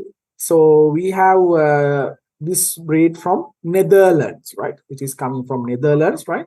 This is also dual purpose, both wool production and what we call the meat production, right? So if you take the young ones, so they are called lambs. Lamb meat kila again, lambing, lamb meats, right? ඔගොල්ලෝ අපි මේ සමහර කන ඇති මේ බැටළුමස්, right? So they have a very good carcass quality. ඒ සත්තු මරුවට පස්සේ ගන්න මස් හරි on the quality meat, right? So they have higher amount of muscles, higher proportion of muscles, heavy muscles, right? If you take the color, so which is kind of a black in color, the black nose, and which is polled. Polled means no horns, right? Horns nagolangi, right? Same way, the fleece weight. The weight of wools is which is about 4.5 on average in kilograms. But if you take the body weight, which is pretty similar to the previous ones, like from Marsh, right? Or even merino, the body weights are pretty kind of similar, which is about 100 kilograms for the males, about 75 to 80 kilograms for the female ones, right? This is a breed. It's pretty kind of a look like a, even if you kind of skip this area, which is kind of a like a small type of a cattle, or maybe even like a swine, or අපි ඌරෙක් වගේ මුණකුත් තියෙනවා වගේ කියලා පේන්නත් පුළුවන් සමහරට. But still, no, this is a sheep type, right? Sheep breed. And also very good type of one for the meat for the young age, and they are heavy muscled one, right? So they also produce very good quantity of wool or the fleece, right? The next one is called Southdown, right? That is also from England, right? So they are very small dual purpose breed, right? But primarily for meat production, right? Even though they are small dual purpose, but primarily they are for meat production, right? So they kind of are having fleece weight maybe about 2 kilograms in average, right? So the male, the body weight is maybe about 100 kilograms and female maybe about 50 to 75 in live body weight, right? So they also have kind of a short, round ears, right? Body ketty vecha, round vecha ears tamai gollange tiyenne, right? Something like this, but it is not clear. But yeah, here you can see that one, right? So very small ears. Most of them are bald, no horns. A very short animal, right? Kind of a comparatively small animal, but they are heavy weight animal, right? You can see the body weight, which is about 80 to 100 in kilograms for the male ones, right? The next one is called Corriedale, right? Corriedale is kind of a synthetic breed. Again, krutrimo hadapu satek කියලා. It's kind of a cross between Lincoln and Merino breed. Right? වර්ග දෙකක්, breeds දෙකක් එකතු කරලා එක breed එකක් හදනවා. That is called Corriedale synthetic breed, which is originated in New Zealand. New Zealand වලින් ආපු කට්ටිය, right? They are also a dual purpose breed, right? Also good for the wet zone or maybe highly rainfall areas, or maybe to the medium rainfall areas, right? Medium to high rainfall areas, so they are highly suitable, right? So if you see the male and females, both do not have any horns, right? They are polled, right? Then the white color body, and also their legs also covered with wools, right? And if you take the body weight, which is on average about 80 to 100 in body weight, or maybe even males even more than that, maybe about 125 in total live weight, right? This is the one. So one of the major characteristics of this breed is even their eyes are covered with the wools. Just you can see only this case, all the other areas completely covered, right? So that's the thing. The white body, the legs are covered with wool, and half of the face is also covered, right? ඇස් දෙක අස්සෙත් යන්තම් කව වෙලා තියෙන මෙන්න මේ කොටස විතරයි අතරම අපිට එළියට පේන්න ගන්න පුළුවන්. All the other areas are completely covered. Yes, of course you might be thinking, okay, this is brownish color in skin. Yes, of course they are getting dirty and then it looks like brown color, but this is not the actual real color. This is with the dust. So if you harvest the fleece and then wash it and clean it, you might be seeing just like this, the white color fleece. මෙන්න මේ වගේ සුදු පාටක් දකින්න පුළුවන්. බන් මෙතන වෙලා තියෙන මේක මේ අර මේ සතාගේ දූවිලි මඩ ගාගෙන එළිය ඉන්නකොට ඔය වගේ පාටක් වෙනවා පොඩ්ඩක් අර brownish color, but overall they are white in color, right? This is also another one, right? So you can see eyes are also about to kind of covered with the fleece, right, or the wool. Otherwise, completely body is covered with the wools, right? Right. The next one is Frisian, right? Is Frisian. So you might have heard that term, Frisian, right? Maybe there are some people or students who are engaged with livestock production, or maybe one from National Livestock Development Board, or maybe in a private firm or private farm. So you might be seeing this one or heard this one, the Frisian, the cattle, right? We will be seeing that one too a little later. So this is kind of a breed, right? They are highly suitable for milk production purposes, right? If you take their overall production, right, which is about 500 to 600 liters of milk per year. Per year means per lactation, right? Yeah, initially they are using for the milk production, but at the end of the day, once we are done with all the milk production or whatever, then we can use them for carpet production, which is basically for the wool production, right? Yeah, of course we can mainly target for the wool, right? That's right, no issues. But initial attention is given to milk production purposes, right? So they produce higher amount of fleece, like 5 kilograms, right? And also different specific of fibers are produced by this fraction. If you take the body weight, which is about even higher than the previous breeds, which is can go up to maybe 135 in kilograms in live weight for male animals, right? These are the ones. So that's why we call them as very good breed for the milk production, because they have a very big udder, right? They have a very good, very big udder. So they also have the wools over here, and they are polled, right? You cannot see any horns over here, right? So they have a very good fleece as well, right? But main target is milk production at the initial stage, right? Which is about 500 to 600 liters of milk per one lactation, right? Okay, so those are the breeds that I wanted to discuss about the sheeps as well as for the goats, right? So I believe you got some idea about these animals, right? So some kind of an idea who are sheeps, who are goats, right? What are the breeds coming under this category, right? Each of the category we discuss about several breeds, right? Several characteristics. There are some dedicated for meat production, milk production, dual purpose, right? So likewise, there are several types of breeds available, but depends on the requirement. අවශ්‍යතාවය අනුව අපිට පුළුවන් මේගොල්ලෝ ඒ දෙයට යොදා ගන්න. Right? First, we have to consider about the climate or the weather condition, whether they are suitable for a particular area. Right? Otherwise, we cannot incorporate all these type of breed into one particular area. Right?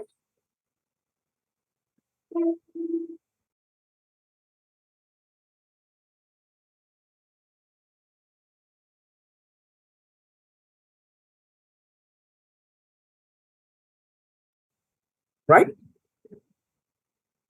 We cannot just kind of choose these animals and kind of rear these in any area of the country, specifically Sri Lanka. But if you go to the hill country or up country, maybe the Nuwara or maybe Kandy, right, or Badulla, Bandaravilla, or those areas, they have a very good suitable weather or climate for these breeds, right? Because they can be reared under those areas. But if you come into the Puttalam or maybe the Hambantota, like dry zone areas, right, you cannot rear some of these breeds because they are not suitable for those areas, because this is kind of a harsh or hard environment for them. They cannot withstand whatever the harsh or hard environment, maybe high temperature, high humidity, or maybe in that case, maybe the drought conditions, right? Or they do not have proper or optimum type of feeds for their consumption. So there will be some issues like that if we kind of try to incorporate these high producing breed or exhaustive breed into an area where we cannot find better requirement for these animals or basic requirement for these animals, right? But there are several, right? Several breeds. So you have to remember what are the breeds coming under each category, goats and sheep, and what are the major characteristics, right? What are the basic housing types for the goats, and why we have kind of a constructed raised type of housing systems for these goats, right? So you have to remember those things for your examination as well, right? So with that, I can kind of finish the basic breed identification for sheep and goats, right? So then I will start the next session. So which is about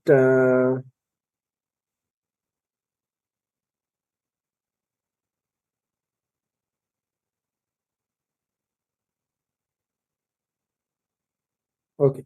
So which is about dairy cattle, right? So that is basically the dairy cattle management or dairy cattle production, right?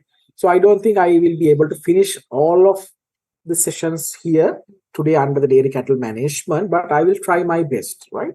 I will try my best to finish as much as possible. Maybe if I get the chance, I will be able to finish whole session as well, right? So let's see. So if it's come to, or when it's come to the dairy cattle, so the dairy cattle breeds, right?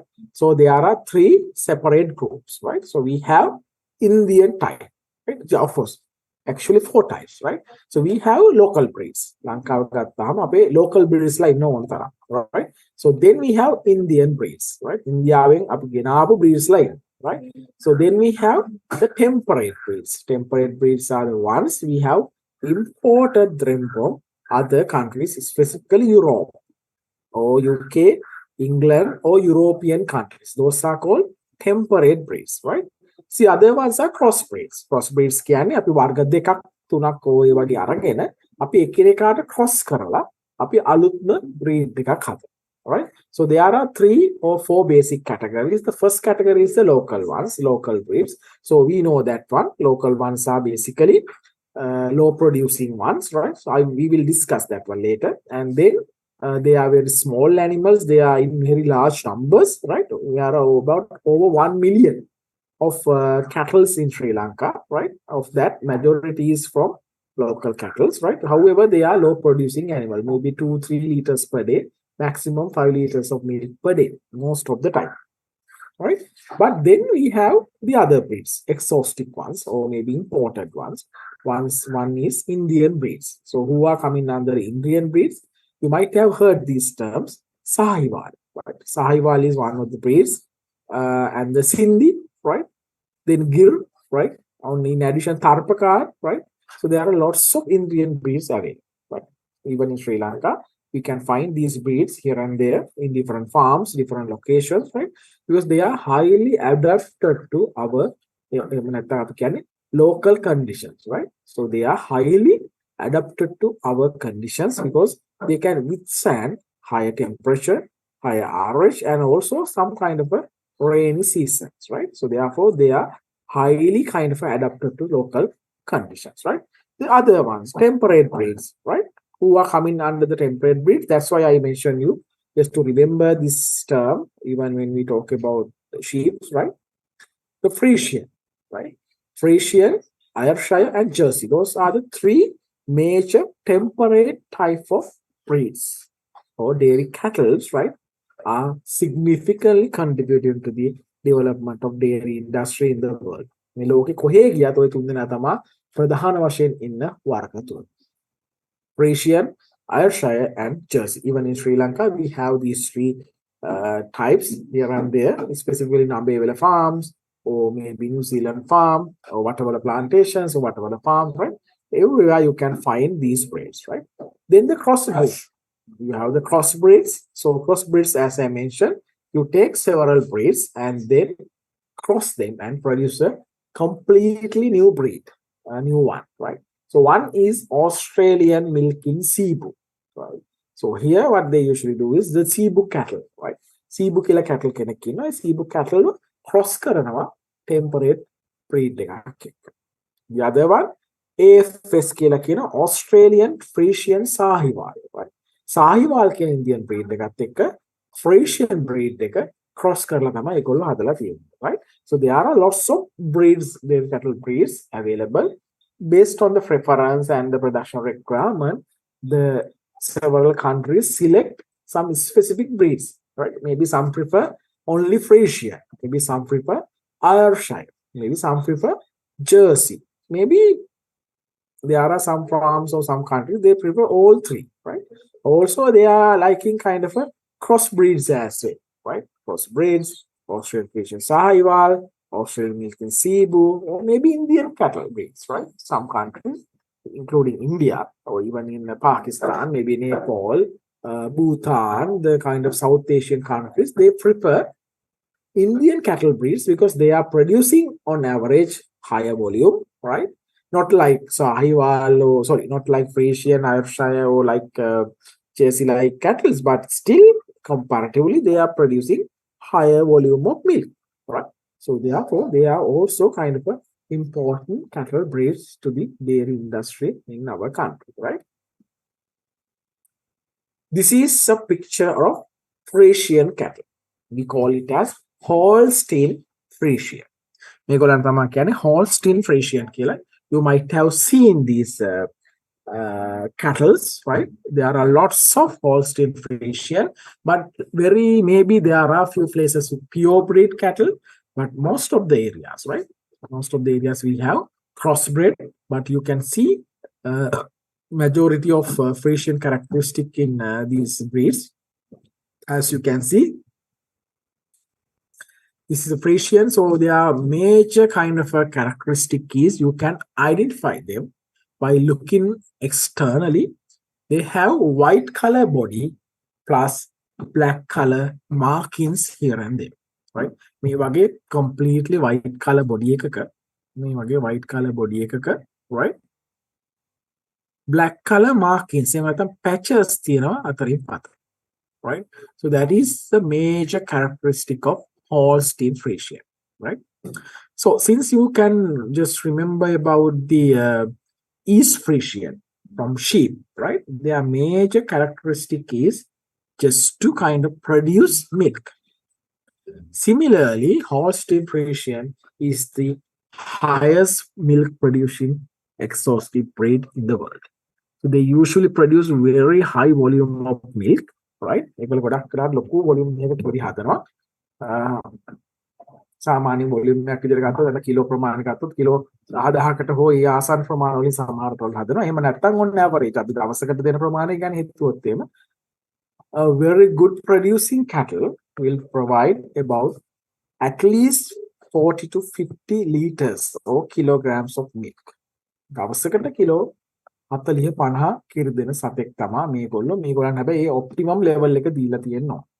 When they have optimum condition, so they will produce up to maybe about 40 to 50 liters or kilograms of milk per day, right? So that's why they are really important.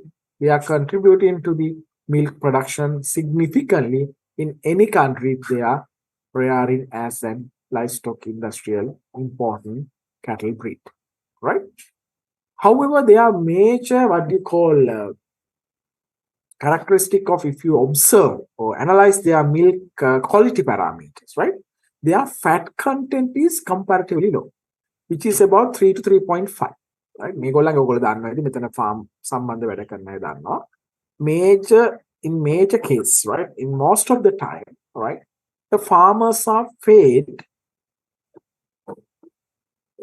based on their fat level in their milk, right? Farmers ලට ගෙවීම් කරන්නේ ගොඩක් වෙලාවට ඒගොල්ලෝ කිරි නිෂ්පාදනය කරන volume එකට නෙමෙයි, right? Most of the cases based on the fat level in milk, right? Yes, of course this animal is producing higher volume. Yes, I agree that one. Yes. However, their fat content is low. Therefore, there is a chance of getting paid a comparatively lower price for the milk coming from Holstein Friesian. Fat level එක අනුව ගෙවන එක අපි consider කරොත් එහෙම මොකද මේගොල්ලෝ volume එක ගොඩක් හදන එක ඇත්ත. නමුත් මේගොල්ලන්ට හම්බෙන ආදායම යම් ප්‍රමාණයකින් අඩු වෙන්න පුළුවන්. මොකද මේගොල්ලන් fat level එක අඩු නිසා. But if you take the body weight and so on, they are heavy animals, right? If you take a female animal, which is about 800 to 1000 kilograms in body weight, tonne එකක් විතර බරයි. යානු සතෙක්.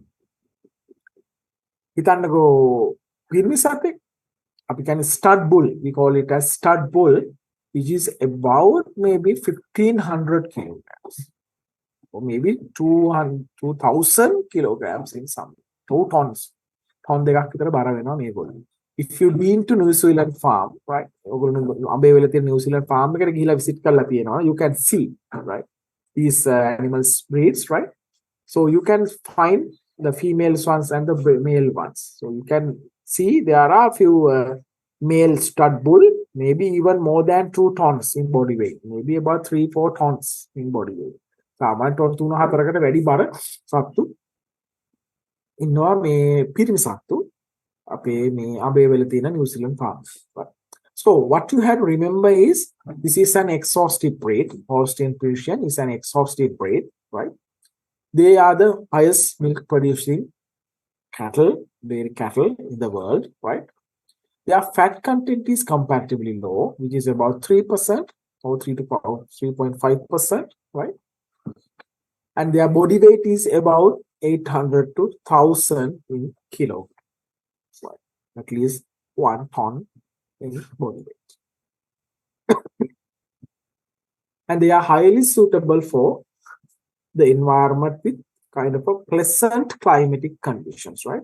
What are the pleasant climatic conditions? So they should be in a kind of an area with a very low temperature. Very low means like a not zero or something, but comparatively lower temperature. Maybe Nuwara area, Badulla, Bandaravela areas are highly suitable for these cattle species or cattle breeds. But if you take them to maybe Ambanthota area or maybe to Puttalam, right? Or even Jaffna or Batiklo, Trincomalee, right? Or even the dry zone on Naru area, right? It is really difficult to keep these animals, right? Because they cannot bear hot and humid conditions, right? If they are under hot and humid conditions, they will be under really high heat stress. If it is higher heat stress, so what happens is they will stop producing milk, right? The milk production will go down, right? So it will adversely affect on overall farm productivity, right? So those are the basic kind of a what we call characteristic of a Frisian cattle, Holstein Frisian cattle, right? The next one, that is called Jersey cattle, right? The next one is Jersey cattle. Jersey cattle is comparatively small to the Frisian cattle. Their skin color is brown in color, or brownish color, right? Light to dark brown in color, right? Comparatively small, and their milk production is comparatively small, maybe about 6,000 liters of milk per year. අවුරුද්දටම litre 6,000 4,000 6,000 වගේ නැත්නම් 5,000 6,000 විතර වගේ තමයි total production එකක් ඒගොල්ලෝ දෙන්නේ, right? අවුරුද්දටම, right? So however, even though their milk production is low, the volume wise it is low, their fat content is really high. Their fat content may be about 4% or maybe even 4.5%, right? So if you compare that one is Holstein Frisian. Holstein Frisian one, their fat content is about 3 to 3.5%, right? Therefore, you can get an idea, right? There is kind of a huge difference in fat content in these two breeds, right? Fat content gata me breeds dekhe loku difference ekak තියෙනවා, right? That's the main idea behind that one. Even though they are producing very low amount of low volume of milk, right? They are producing higher fat content in their milk. Therefore, they have the capacity to get higher price for their milk that they produce. මොකද ඒගොල්ලන්ගේ fat content එක වැඩි නිසා සාමාන්‍ය 4.5 වෙන හින්දා ලොකු වාසියක් තියෙනවා මේ farmersලාට මේගොල්ලෝ හදනවා නම් මේ cattle හදනවා නම් ලොකු ආදායමක් ලබනවා. Yes, of course, Frisians, yes, they produce higher volume, but still their fat content is low. Jersey, they produce low volume of milk, but their fat content is really high, right? That's the main characteristic behind the Jersey cattle. In addition, if you select Jersey cattle, Frisian cattle, and the next one, that is Ayrshire, the exhausted breeds, right?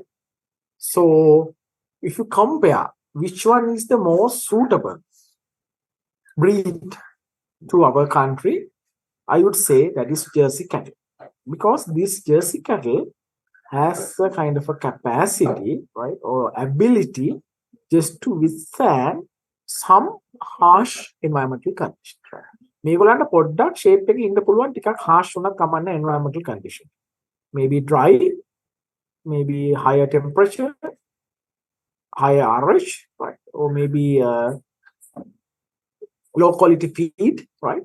Yes, of course, they have that capacity. They have that ability to withstand that kind of a situation, right? So therefore, this one is more suitable to our country compared to the other exhaustive breed. right?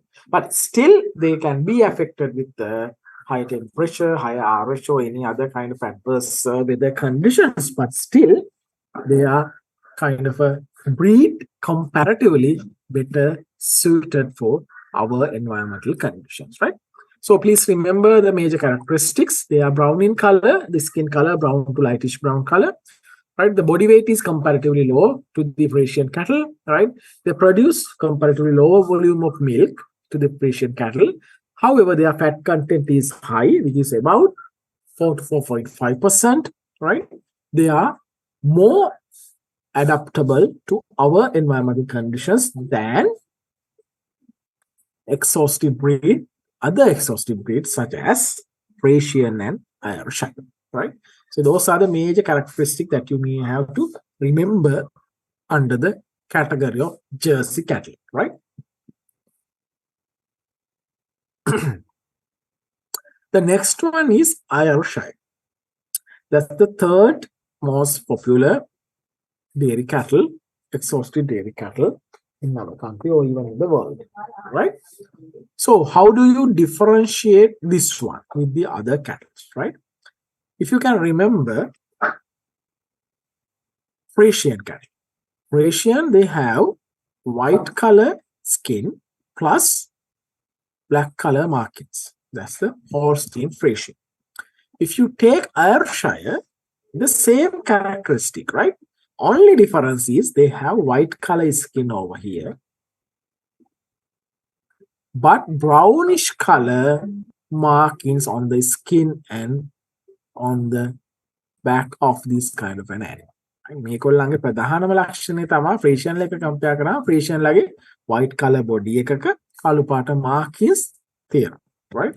ආර්ෂය කෙනෙක් ගත්තාම ඒගොල්ලන්ට තියෙන white color body එකක්, but instead of black color markings they have brown color markings, right? ඒක තමයි ප්‍රධානම වෙනස මේ සත්තු.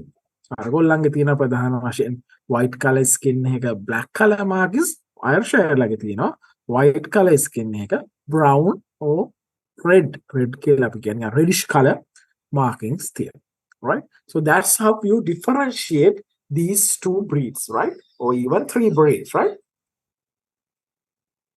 Frisian, Holstein Frisian, white color body, black color markings.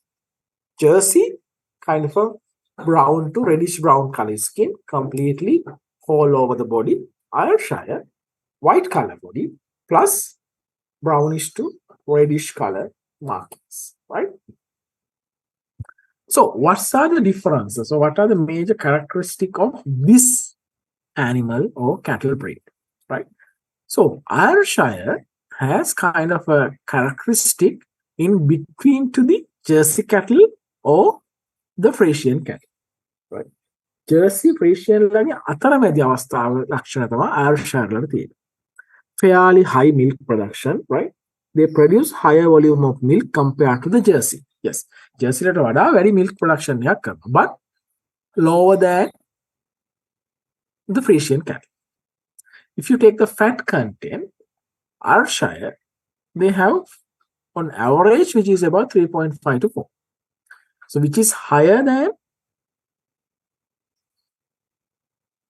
Frisian cattle and lower than Jersey cattle, right? So on average, the body sizes are also on average, right? Their milk production and all the other characteristics are is kind of in the middle of Jersey and the Frisian cattle, right? So that's what you need to remember under this category. So we have three exhaustive breed: Frisian, Ayrshire, and Jersey, right? Frisian, white color body, black color marking, body weight is maybe about 1 ton, maybe 1,000 kilogram. Highest milk producing cow, kind of lower fat content. Jersey cattle, small animal compared to Ayrshire and Jersey, right? Sorry, Ayrshire and Frisian, kind of a small animal. Skin color is brown to brownish red, right? Comparatively lower producing animal, but highest fat containing animal in milk, right? They are the most suited or kind of a recommended exhaustive breed for Sri Lankan condition under any kind of a dry zone or wet zone or maybe intermediate zone. They are highly suited or adaptable comparatively to the other two breeds. When it comes to the Ayrshire, all right, they also pretty similar in characteristic to the Frisian, white color body, but brownish or reddish brown color patches on the skin. Right? Their fat content is in between Jersey to the Frisian, right, which is about 3.5 to 4 fat percent, right? The milk volume is also in between to Jersey to the Frisian, maybe about 8,000 to 10,000 or maybe 7,000 to 9,000 total volume of milk per year, right? They are also can be raised in Sri Lankan condition, similar to the Frisian cattle. However, similar to Frisian cattle, they are also prefer a very good weather condition. Very good weather condition means low temperature and very calm environment to provide their best production of milk. Right. Therefore, they are also highly suited for upcountry or maybe Nuwara, Badulla, Bandaravilla, or even Kandy area because they have very good kind of an average, very kind of fair temperature and climate or weather conditions compared to the dry zone or maybe intermediate zone of Sri Lanka. Right? Please remember those three categories and the comparison, right? So it will be really important for your examination as well, right? The next one, we will be discussing about Indian cattle breeds, right? Indian cattle breeds are the ones that are basically coming from India, right? The first one or the most popular one is the Sahiwal, right? So you can see one of the major kind of a characteristic of this one is they have kind of a large, or otherwise we call them as like a drooping ears. ලොකු එල්ලා වැටෙන කන් වගේ ස්වභාවයක් මේගොල්ලන්ගේ තියෙනවා. Right? Then if you see the skin underneath their neck, right? They're like a hanging area can you see, right? You can see kind of a hanging skin just front of their body. අපේ එයාගොල්ලන්ගේ ඇඟ ඉස්සරහ හොඳට බැලුවොත් එම් හොඳට ඔය local කියන්නේ ඔය Indian කැටල් line ඔයගොල්ලෝ දකින පැති වලින් බැලුවොත් එම් ඒගොල්ලන්ගේ බෙල්ල ඉස්සරහ පොඩි එල්ලා වැටෙන කොටසක් තියෙනවා. Right? So there is a main reason why they have such kind of a structure or setup in their body, that is just to facilitate the heat exchange with the environment, right? For the heat exchange කරන්න පුළුවන් තරම් environmental kind of a contact එකක් තියෙනවා. හොඳටම heat exchange වෙන්න surface area එක වැඩි වෙන්න සතාගේ ඇඟේ තියෙන surface area එක අපි කියන්නේ මත්තු පිට පෘෂ්ඨ වර්ගඵලය වැඩි වෙන්න environment එකට air exchange කරගන්න තියෙන පහසුව වැඩි, right? So that will increase the kind of a air exchange between the animal and the outside environment. So just to facilitate that one, or increase the surface area, right? So they have kind of a adaptation with this structure. So this is the main structure that facilitates. Structure කියන්නේ මොකද මේ skin එක තා චුට්ටක් එල්ලා වැටෙන level එකට හරියට. නැතෝ මේ අලුතෙන් හදිච්ච කෑල්ලක් නෙමෙයි. ඒ සතාගේ normal skin එකම තමයි. skin එකම විශේෂයෙන් හැඩ ගැහිලා තියෙනවා මේ වගේ සිද්ධියකට. ඒතකොට ඒකෙන් ප්‍රධාන පහසු වෙන්නේ heat exchange කරගන්න ලොකු වාසියක් වෙනවා. මොකද මේගොල්ලෝ ගොඩක් වෙලාවට temperate countries වලින් අය නෙමෙයි. අපි වගේ tropical country වල ඉන්නේ. ඉන්දියාව, පාකිස්තානය, නේපාලය, භූතානය, ලංකාව ඔය වගේ රටවල තමයි ඉන්නේ. Our countries are under the category of tropical countries, which means we will be getting very high volume of rain most of the time, and also same time we will be having higher temperature as well as RH as our ambient temperature. So therefore, to withstand such kind of a situation, we should have to have proper kind of a heat dissipation mechanism. අපි කියන්නේ heat එක විමෝචනය කරගන්න dissipate කරගන්න පුළුවන් හොඳ mechanism එකක් තියෙනවා. So one of the best mechanism these sahiwal cows have is this structure. Kind of a broad ears, පළලෙච්ච කන්, right? And this structure like a pendulum එකක් කියලා වගේ කියන්නේ එකට ගොඩක් වෙලාවට, right? ඒක එල්ලාවටන skin අපි කියන්නේ සේන භාෂාවක hanging skin කෑල්ලක් තියෙනවා. ඒක වගේ hanging skin කෑල්ල තමයි ඒ ගොඩාක් facilitate කරනවා surface area එක වැඩි කරලා air exchange එක වැඩි කරන්න, right?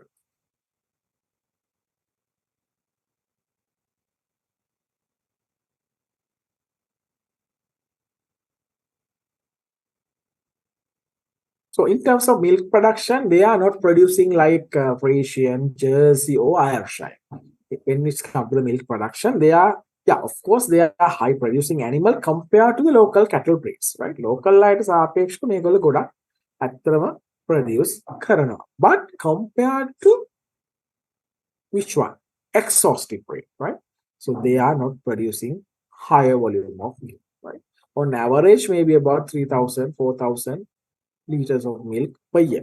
අවුරුද්දට සාමාන්‍ය 3,000ක් වගේ තමයි උපරිම average එකක් විදිහට හදන්නේ. තාමතරව යහම වෙන්න පුළුවන්, but on average they will produce about 4,000 liters of milk, right? The next one is called Sindhi. Pretty similar to the ones that we already discussed, Sahiwal, right? They are also from India, right?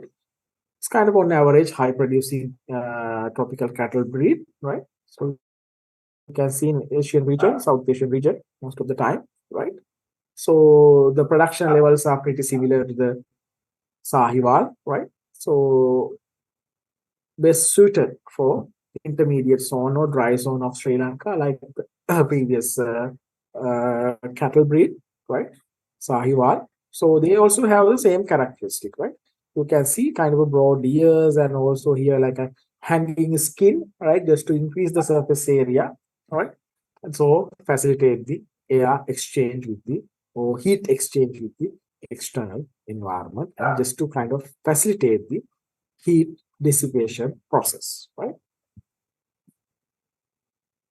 This is Gir, right? Also from India and even Pakistan, they have this kind of an animal breed, right? You can see they also have long kind of pendulous ears, right? එල්ලාවෙටන කන්. ලොකු සහ එල්ලාවෙටන කන් අපිට දකින්න පුළුවන්, right? The skin is kind of a brownish to light brown color, right? So you can see their skin, right? It's hanging skin, right? මේම hang වෙන skin එකක් පුළුවන්. මෙතනත් එහෙමයි. So that is just to facilitate the air or heat exchange with the outside environment. මේ heat exchange එක facilitate කරනවා මොකද අපි කියන වර්ගඵලය. outer කියන්නේ එළියේ තියෙන මොකද්ද කියන්නේ මේ surface area එක, right? Surface area එක end වැඩි වෙනවා. ඒ end වැඩි වෙන්න heat exchange වෙන rate එක ඉතා හොඳින් සිද්ධ වෙනවා, right? Heat exchange rate එක වැඩි, increase rate of air or sorry, not air, heat exchange between the external environment and the body of the animal. So මේකෙන් තමයි ගොඩක් හොඳට පේන picture එකක් වුණාම මොකද්ද මේ අපි කියන මේ structure එක කියලා. මෙන්න මේ structure කොටසෙන් skin එක hanging skin එකෙන් තමයි ගොඩක් වෙලාවට heat exchange වෙන එක facilitate කරන්නේ. efficiently facilitate කරනවා කියන්නේ එතන efficiently සිද්ධ වෙනවා. The production average is pretty similar, right, to the other tropical or whatever the Indian cattle breeds we already discussed, right? So they are also pretty similar in size and production and whatever the benefits that we can obtain.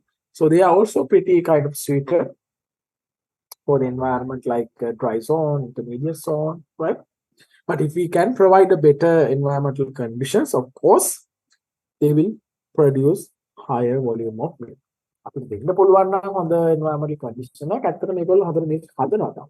ඒ කියන්නේ dry zone එකට වඩා අපි මේක wet zone එකක හරි up country එකක තියෙනවා නම් ටිකක් හොඳට ඒගොල්ලෝ optimum conditions එනවනේ. මොනවත් heat වල ප්‍රශ්නයක් වෙන්නේ නැහැ. ඒ වගේ වෙන්නේ නැතුවම ඒගොල්ලෝ හොඳට හදනවා. ඒක ඇත්ත. But still they are highly suitable for the dry zone, right? Or intermediate zone.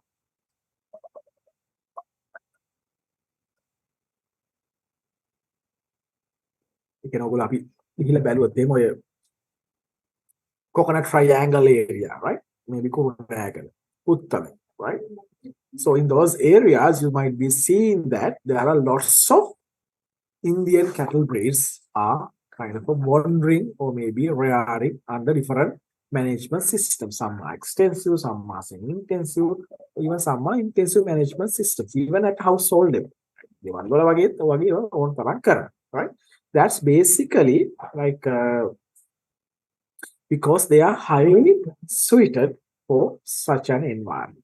ඒ වගේ environment එකට ගොඩාක් වෙලාට මේගොල්ලෝ ගැලපෙන නිසා තමයි ඇත්තටම මේගොල්ලන්ව use කරන්නේ ඒ වගේ පැති වලට. Right? Then we will be kind of seeing kind of a what do you call they are called as what do you call crossbred, right? අපි කියන්නේ මුහුම් කරපු සත්ත්ව. One is Australian milking Cebu cattle, right? AMZ, AMC, and the AMZ කියන්නේ ඒගොල්ලන්ට Australian milking Cebu cattle, right? So they are kind of a cross, right? Cross of three breeds. තුන් දෙනෙක්ගේ cross එකක්, right? They have the Sahiwal cattle, Red Sindhi, and Jersey cattle. අපිට මොකලන් හිතා ගන්න පුළුවන් මොනවද යාළගේ තියෙන major characteristics කියලා, right? Australian milking Cebu cattle, so they have a cross of Sahiwal, Red Sindhi, and Jersey cattle, right? So on average, they are kind of below the production of exhaustive breeds, right? They call exhaustive breed tarang hadanne like Ayrshire, Friesian, Jersey, but they are producing more milk compared to even the Indian cattle breeds. Right? They are not able to produce because they are kind of a cross, right? Sahiwal, Red Sindhi, and Jersey. So you have to remember those names, right? Australian milking Cebu cattle ගැන මම කතා කරලා ප්‍රශ්නයක් අහුවොත් ඒක. ඔයගලන්ට අවබෝධයක් තියෙනවා මේ සතාව හදලා තියෙන්නේ මොන සත්තු ටික මුහුම් කරලාද කියන එක. Right? So you should have an idea which are the breeds used by maybe the producers or genetic modification people or any kind of places just to kind of produce a cattle breed called Australian milking Cebu, right? So who are involved with these breeds, right? Sahiwal, Red Sindhi, and Jersey cattle, right? So they have kind of a higher production records, but still higher than the tropical or Indian cattle breeds, but lower than the temperate cattle breed production, right? The next one is Australian Friesian Sahiwal. They call as AFS, right? AFS, right? They have Holstein Friesian and Sahiwal cross. So you can see, right? කොනිකා හිතලා බලද්දී එයා නිකන් Friesian ගතියකුත් තියෙනවානේ. අපි ගා පැත්තකින් මේක ආවොත් හිතලා බලද්දී if this is white in color තියෙන skin එකක් black color spots වගේ නිකන් හිතුවොත් මෙයා නිකන් looks like a Friesian, right? Looks like a Friesian cattle. So it's mixed of a Holstein Friesian plus Sahiwal. So you can see still they can have a small kind of a hanging hair, right? Hanging skin එක. එයාත් එක්ක cover වෙලා තියෙන hanging skin එකක් අපිට දකින්න පුළුවන්, right? Body size is on average kind of a little large body size, right? And the shape of a kind of a exhaustive breed. අතන නිකන් බලුවම ඉතින් මෙයා exhaustive breed කියලා ඉස්සෙල්ලා එකවත් ඒ වගේ තමයි. නිකන් Jersey cattle කෙනෙක් වගේ තමයි දැක්කම ඉතින්. But because they are crossed with Jersey cattle, so they are having kind of a prominent Jersey cattle characteristics as well in Australia. You can see here is kind of a Sahiwal type of a cattle, right? අපි නිකන් බැලුවොත් එහෙම Sahiwal වෙලා මෙන්න මේ skin color එක ගොඩක් වෙලා. It's just like a brownish color, reddish brownish color cattle. So what is the main or what are the main two crosses or whatever the initial animal types, that is Holstein Friesian and Sahiwal cattle are artificially crossed, or we call them as crossed species, right? Next we will see buffalo breeds, right? So next we will discuss about buffalo breeds. So far we were discussing about the cattle breeds, right? So the cattle breeds, now we will be trying to discuss about the buffalo breeds and what are the available breeds and what does they do, right? මොනවද ඒගොල්ලන් ප්‍රධාන වශයෙන් වෙන්නේ? What's the importance, right?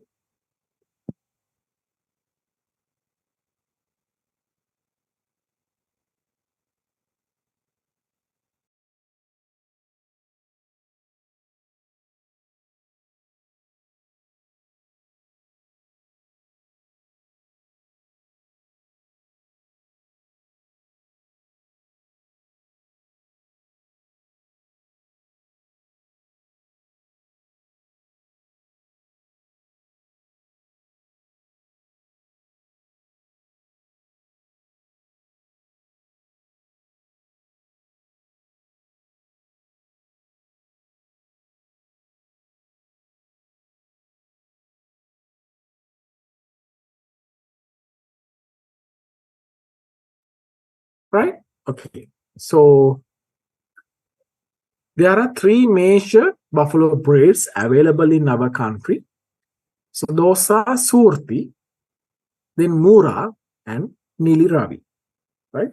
Those three are the major types of buffalo breeds available in our country. Right? Simply Surti, Mura, and Nili Ravi. This is called Surti buffalo, right? So this is Surti, right? So you can see they have kind of a horns. They are called sickle shape. දෑකත්තක වගේ පොඩි shape එකක් තියෙනවා, right? The sickle shape. And the body is kind of a jet black in color. අපි නිකන් කළු පාට, තද්ද කළු පාට ඇඟක් යාට තියෙනවා. But the main characteristic is they have a sickle shape, right? Horns, right? So that is one of the major characteristic. And then Mura, right? You can see the Mura buffalo, right?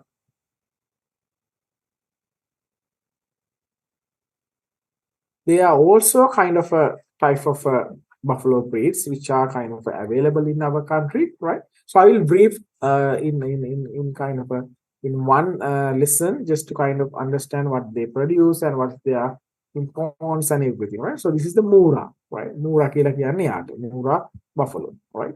This is Nili Ravi. This is Nili Ravi. So the way you can understand, identify this type of a buffalo breed, right? How do you identify?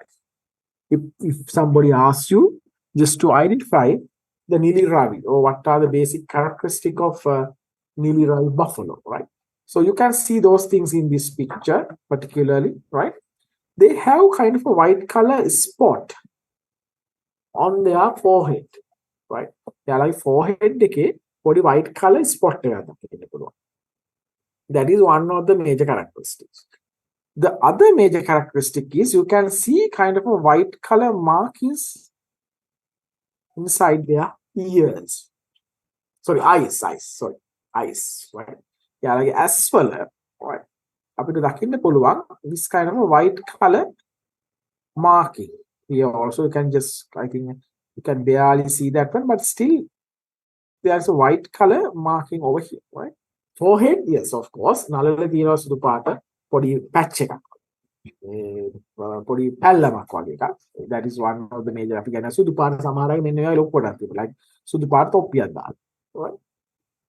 In addition, in some cases, okay, you might not be seeing this what you call white color marking on the forehead, but definitely they will be having this white color marking inside their eyes.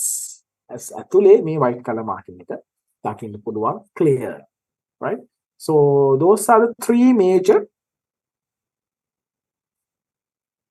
buffalo breeds. The main importance of this breed, right? So they are important to us in different ways, right?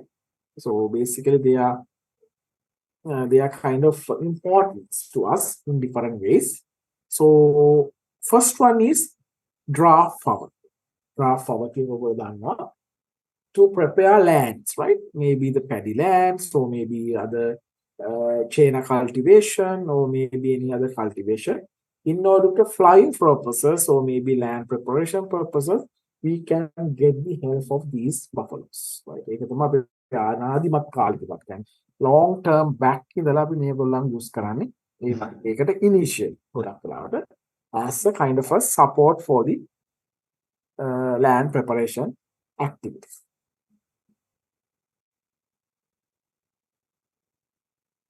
Right? So that's the basic function, right? In addition, they also produce milk, right? But not like exotic breed or Indian cattle breeds or whatever. The major characteristic of this one is they will produce comparatively lower volume of milk, right? Maybe 3, 4, maybe 5 liters per day or per time, right? However, they have very high amount of fat. If you see or if you compare the fat content with local or Indian cattle breeds or maybe the exotic cattle breed, which is about 3, 3.5, 4, or maybe maximum 4.5, right? Not more than that, right? But if you kind of compare the fat content of these buffaloes, buffalo milk, right, which is about 7 to 8% in total fat, which means which is almost double the fat percentage contained in other dairy cattle breeds. Buffaloes ලා විශේෂ ලක්ෂණය තමයි dairy cattle breeds ලා වගේ නෙමෙයි. ඒගොල්ලන්ටත් වඩා ඒ කියන්නේ double වෙලා fat content එක ඒගොල්ලන්ගේ milk වල තියෙනවා.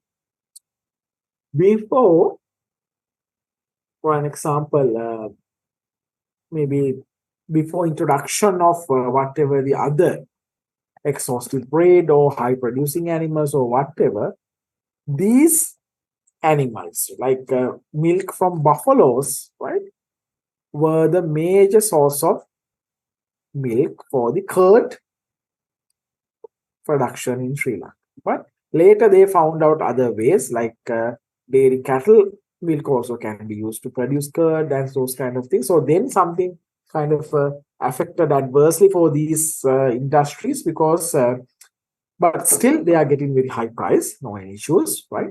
But the demand is kind of different for the other additional or value-added production from beef, buffalo species or the breeds, because there are some alternative ways. But still, if you kind of want to have a product with pure buffalo milk, right?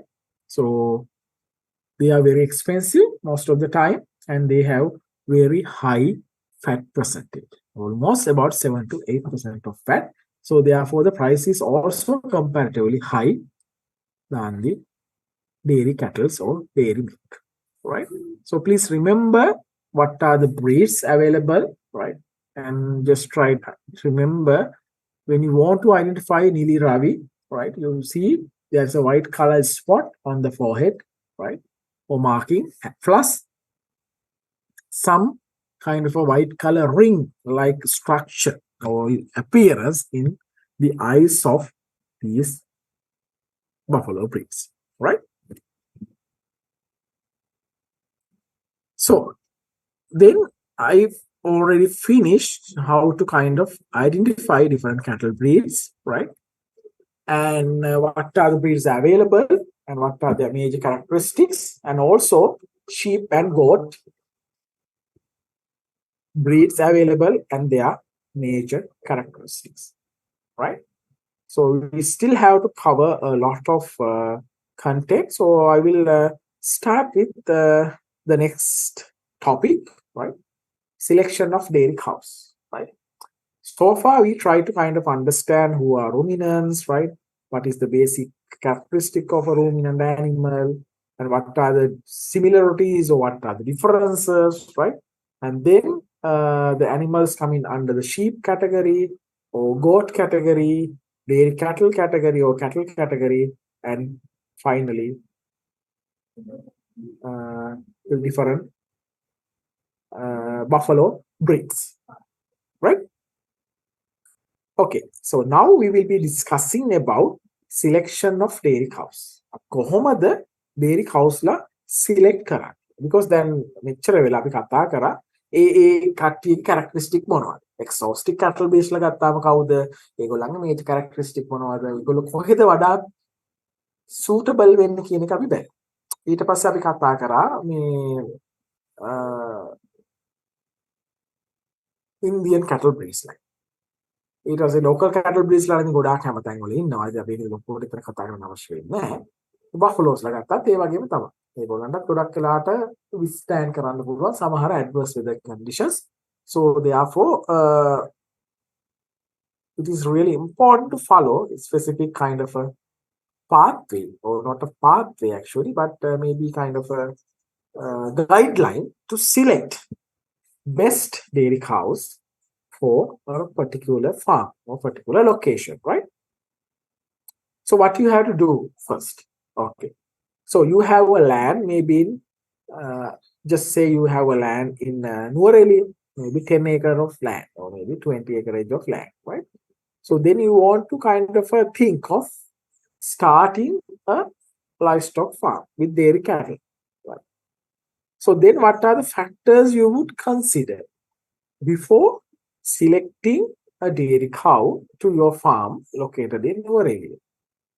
First thing should be, what is the suitable breed for the given area?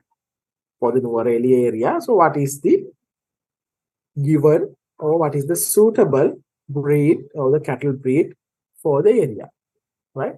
Since it is Nuwareli or maybe upcountry or hill country, okay, exhaustive breed is a good option under those circumstances, right?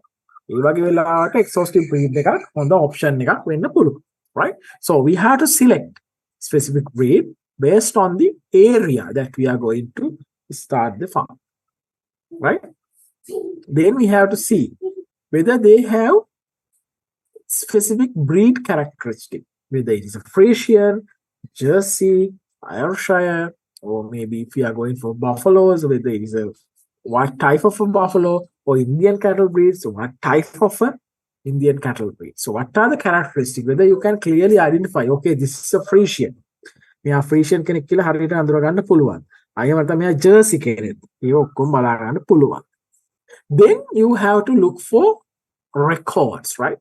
So when you want to have a pet, for example, a dog or a cat, not a local dog or local cat, right? This is, I'm talking about kind of a breed or animal who has a kind of a good history or a progeny, right? It may be a German Shepherd, right? A Husky, right? Or any other bulldog or whatever, right? So the price may be very high for those breeds, right? So then you will observe the records, right? Record. Who are the kind of a mother and father, right? Do they have kind of siblings? සහෝදර ඉන්නවද? කොහොමද යාගේ individually යාගේ performances? Eating well, no health diseases, no any other kind of issues, right? So you have to look for the records under the given or selected animal. The progeny, history. Even when you kind of want to marry somebody, if it is not a kind of a love affair or maybe just a proposal or something, right? You seek for the information. What is their progeny? What is their history? Where do they live? Some people think about the caste. Some people think about the money, right? Or maybe the qualities. So what are the qualities they are looking for, right? So those are the kind of records that we have to look for, right? First, we have to select a suitable land or suitable area, right? Then, based on our land location, we have to select a breed, right? Right? Then, once you select that breed, you have to see whether the selected breed or the animal has that particular characteristic. Whether it is a Frisian or maybe you can see the skin characteristic. The white color is skin plus black color marking, right? If it is an Ayrshire, white color is skin plus brown color markings, right? So you have to look for those characteristics, right? Then look for its records, right? The progenies, siblings, individual production records, and everything you have to look for. Then if you are planning for a milk or kind of a dairy farm, you have to check about the body characteristic and the other characteristic. Other කියලා කියන්නේ අපි කියන්නේ යාළගේ තන බොරුල්ල තන කුඩු වල තියෙන characteristic ගැන අපිට හොයලා බලන්න වෙනවා.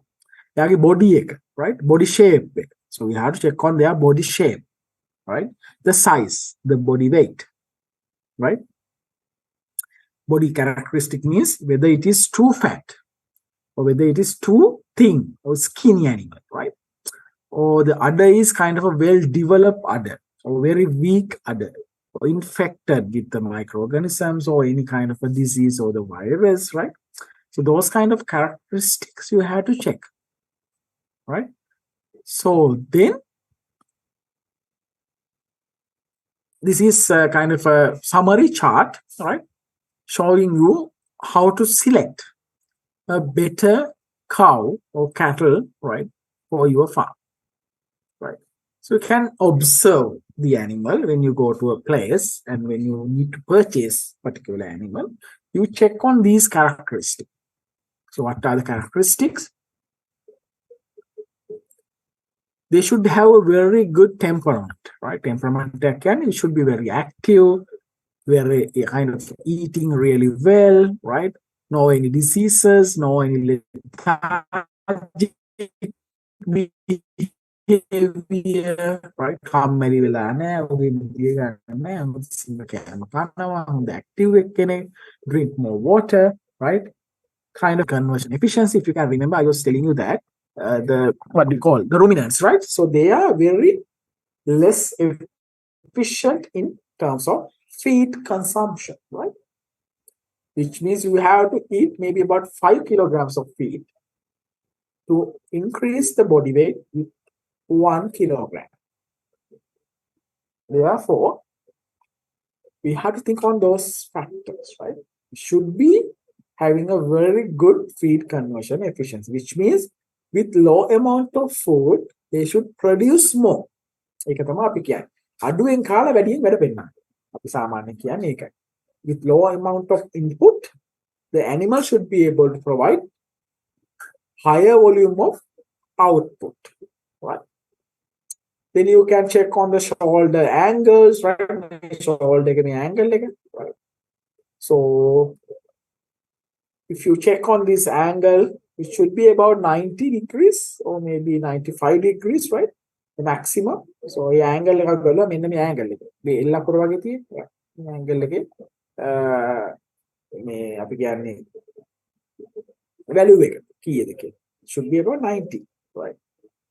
Then about their legs, right? The length, the strength, and no any deformities, right? No any diseases, wounds, or whatsoever, right? So it should not be abnormal in terms of joint formation, right? Joint totally abnormally the joints harima form, right? Straight with the non. And then you check on their udder, right? Udder should be well attached to the body or the abdomen of this animal, right? Like body eකට හොඳට attach වෙලා තියෙන udder එක, right? And also all the teeth are very straight and like a very kind of well developed, right? And when you check on the back, right? The straight back, right? Your body straight to the back, right? So we should not select any cows with limping. Limping කියලා කියන්නේ මේ නිකන් limb එක නිකන් අර කොරක ගහන සත්තු something happened to their legs maybe naturally. Naturally means maybe inherited from their parents in some cases, or maybe because of some issues during their early life, right? So there will be some issues. So we have to check on those factors, right? All these factors should be checked. Otherwise, no any kind of a way, right? No any kind of a way or whatever kind of a solution just to kind of select the best cattle for your farm. You can have the have a characteristic, right? Then what we are going to do, right? So this is kind of a cow, right? So once she's giving birth to kind of a young calf, right? Like a Yeah, maybe it can be a bull or maybe it can be a calf, right? Female or male one, right? No matter, it doesn't matter. But a pregnant cow, maybe like maybe initially maybe about something about 600 kilograms at the initial stage. Maybe heifers අපි කියන නෑම්බියෝ කියලා එහෙම කියන්නේ ඒගොල්ලෝ තාම පැටව හම්බෙලා නැහැ. පළවෙනි පාට පැටව හම්බ වෙන සත්තු, right? So then maybe within 1 year, 1.5 years of time, maybe 18 months to 24 months of time, right? So they can become pregnant, right? ඒගොල්ලන්ට pregnant වෙන්න පුළුවන්. Pregnant වෙලා ඉවර වෙලා within about 10 months of time, maybe about 280 days of time. So they can give birth to a young one. Calf කෙනෙක්ට birth එක දෙන්න පුළුවන්, right? So once it is kind of a given birth to a young calf, so what are the things, what are the important things that we should perform to assure the betterment of the mother කියන්නේ අම්මගේ පැටිය බිහි කරපු අම්මගේ, as well as the betterment of the young calf, right? So අපි දැන් ගන්නවා පොඩි පැටියෙක් නම් ඒ පැටිය අපි මුලින් ගත්තොත් එහෙම අසාමාන්‍යයෙන් මුලින්ම හරකෙක් පැටියෙක් දාන්න පටන් ගන්න සාමාන්‍යයෙන් අවුරුදු 1.5 2 පස්සේ තමයි යා ප්‍රෙග්නන්ට් වෙන්න පටන් ගන්න. අපි කියමු අවුරුදු 1.5න් වගේ ආසන්න වශයෙන් ප්‍රෙග්නන්ට් වුණා කියලා. ඒතකොට තව මාස 10ක් විතර බලන් ඉන්න ඕනේ යා පැටිය එළියට දාන්නකම්. ඒ කියන්නේ ආසන්න වශයෙන් අවුරුදු 3කින් වගේ එයා පළවෙනි එක 2.5න් විතර වගේ පළවෙනි පැටිය දානවා ගොඩක් වෙලා. Right. So after that what we are going to do, right? ඒ පැටිය ඉපදුනාට පස්සේ අපි මොකද්ද කරන්න කියන තමයි ඊළඟට අපි බලන්න යන්නේ. So as soon as the calf is born, right? Is පැටිය ඉපදිච්ච ගාම we have to clean the calf, right? So if we let the mother cow to do that, yes, of course she will be doing that. ගොඩක් වෙලාවට ඔයගොල්ලෝ දැකලා ඇති. හමාරට හරක් ගෙදර ඉන්න කට්ටියත් ඇති. පැටව හම්බෙච්ච තව දැකපු අයත් ඇති. ඔයගොල්ලෝ දන්නවා. As soon as the young calf is born, right? The mother cow, right? The dam, right? So she's trying to clean the young one or the calf, right? Just try to remove whatever the membranes available, try to clean the nostrils or the nose, mouth, right? Just try to kind of help the young one to be comfortable once he or she is born, right?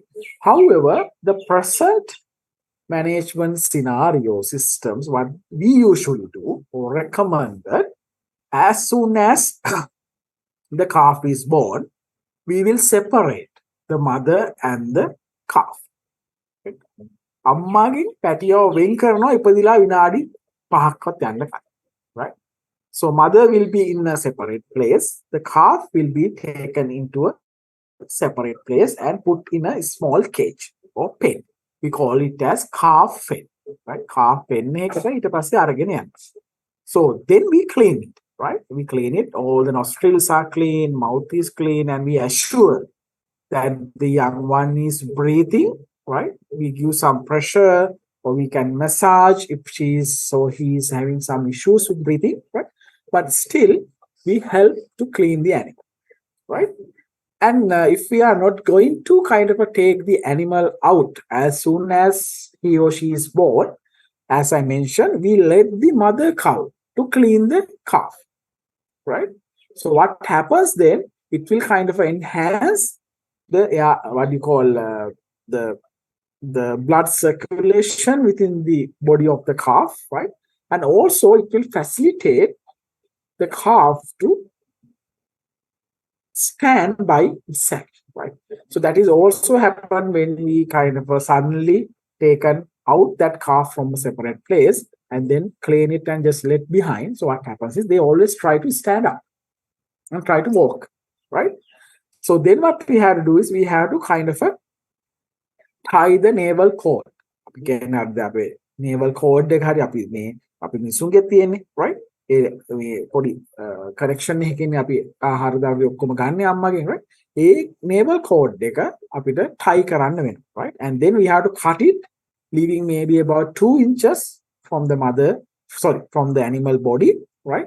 And then kind of clean it, or maybe we can add some iodine solution just to kind of assure the preservation of that particular navel cord, right?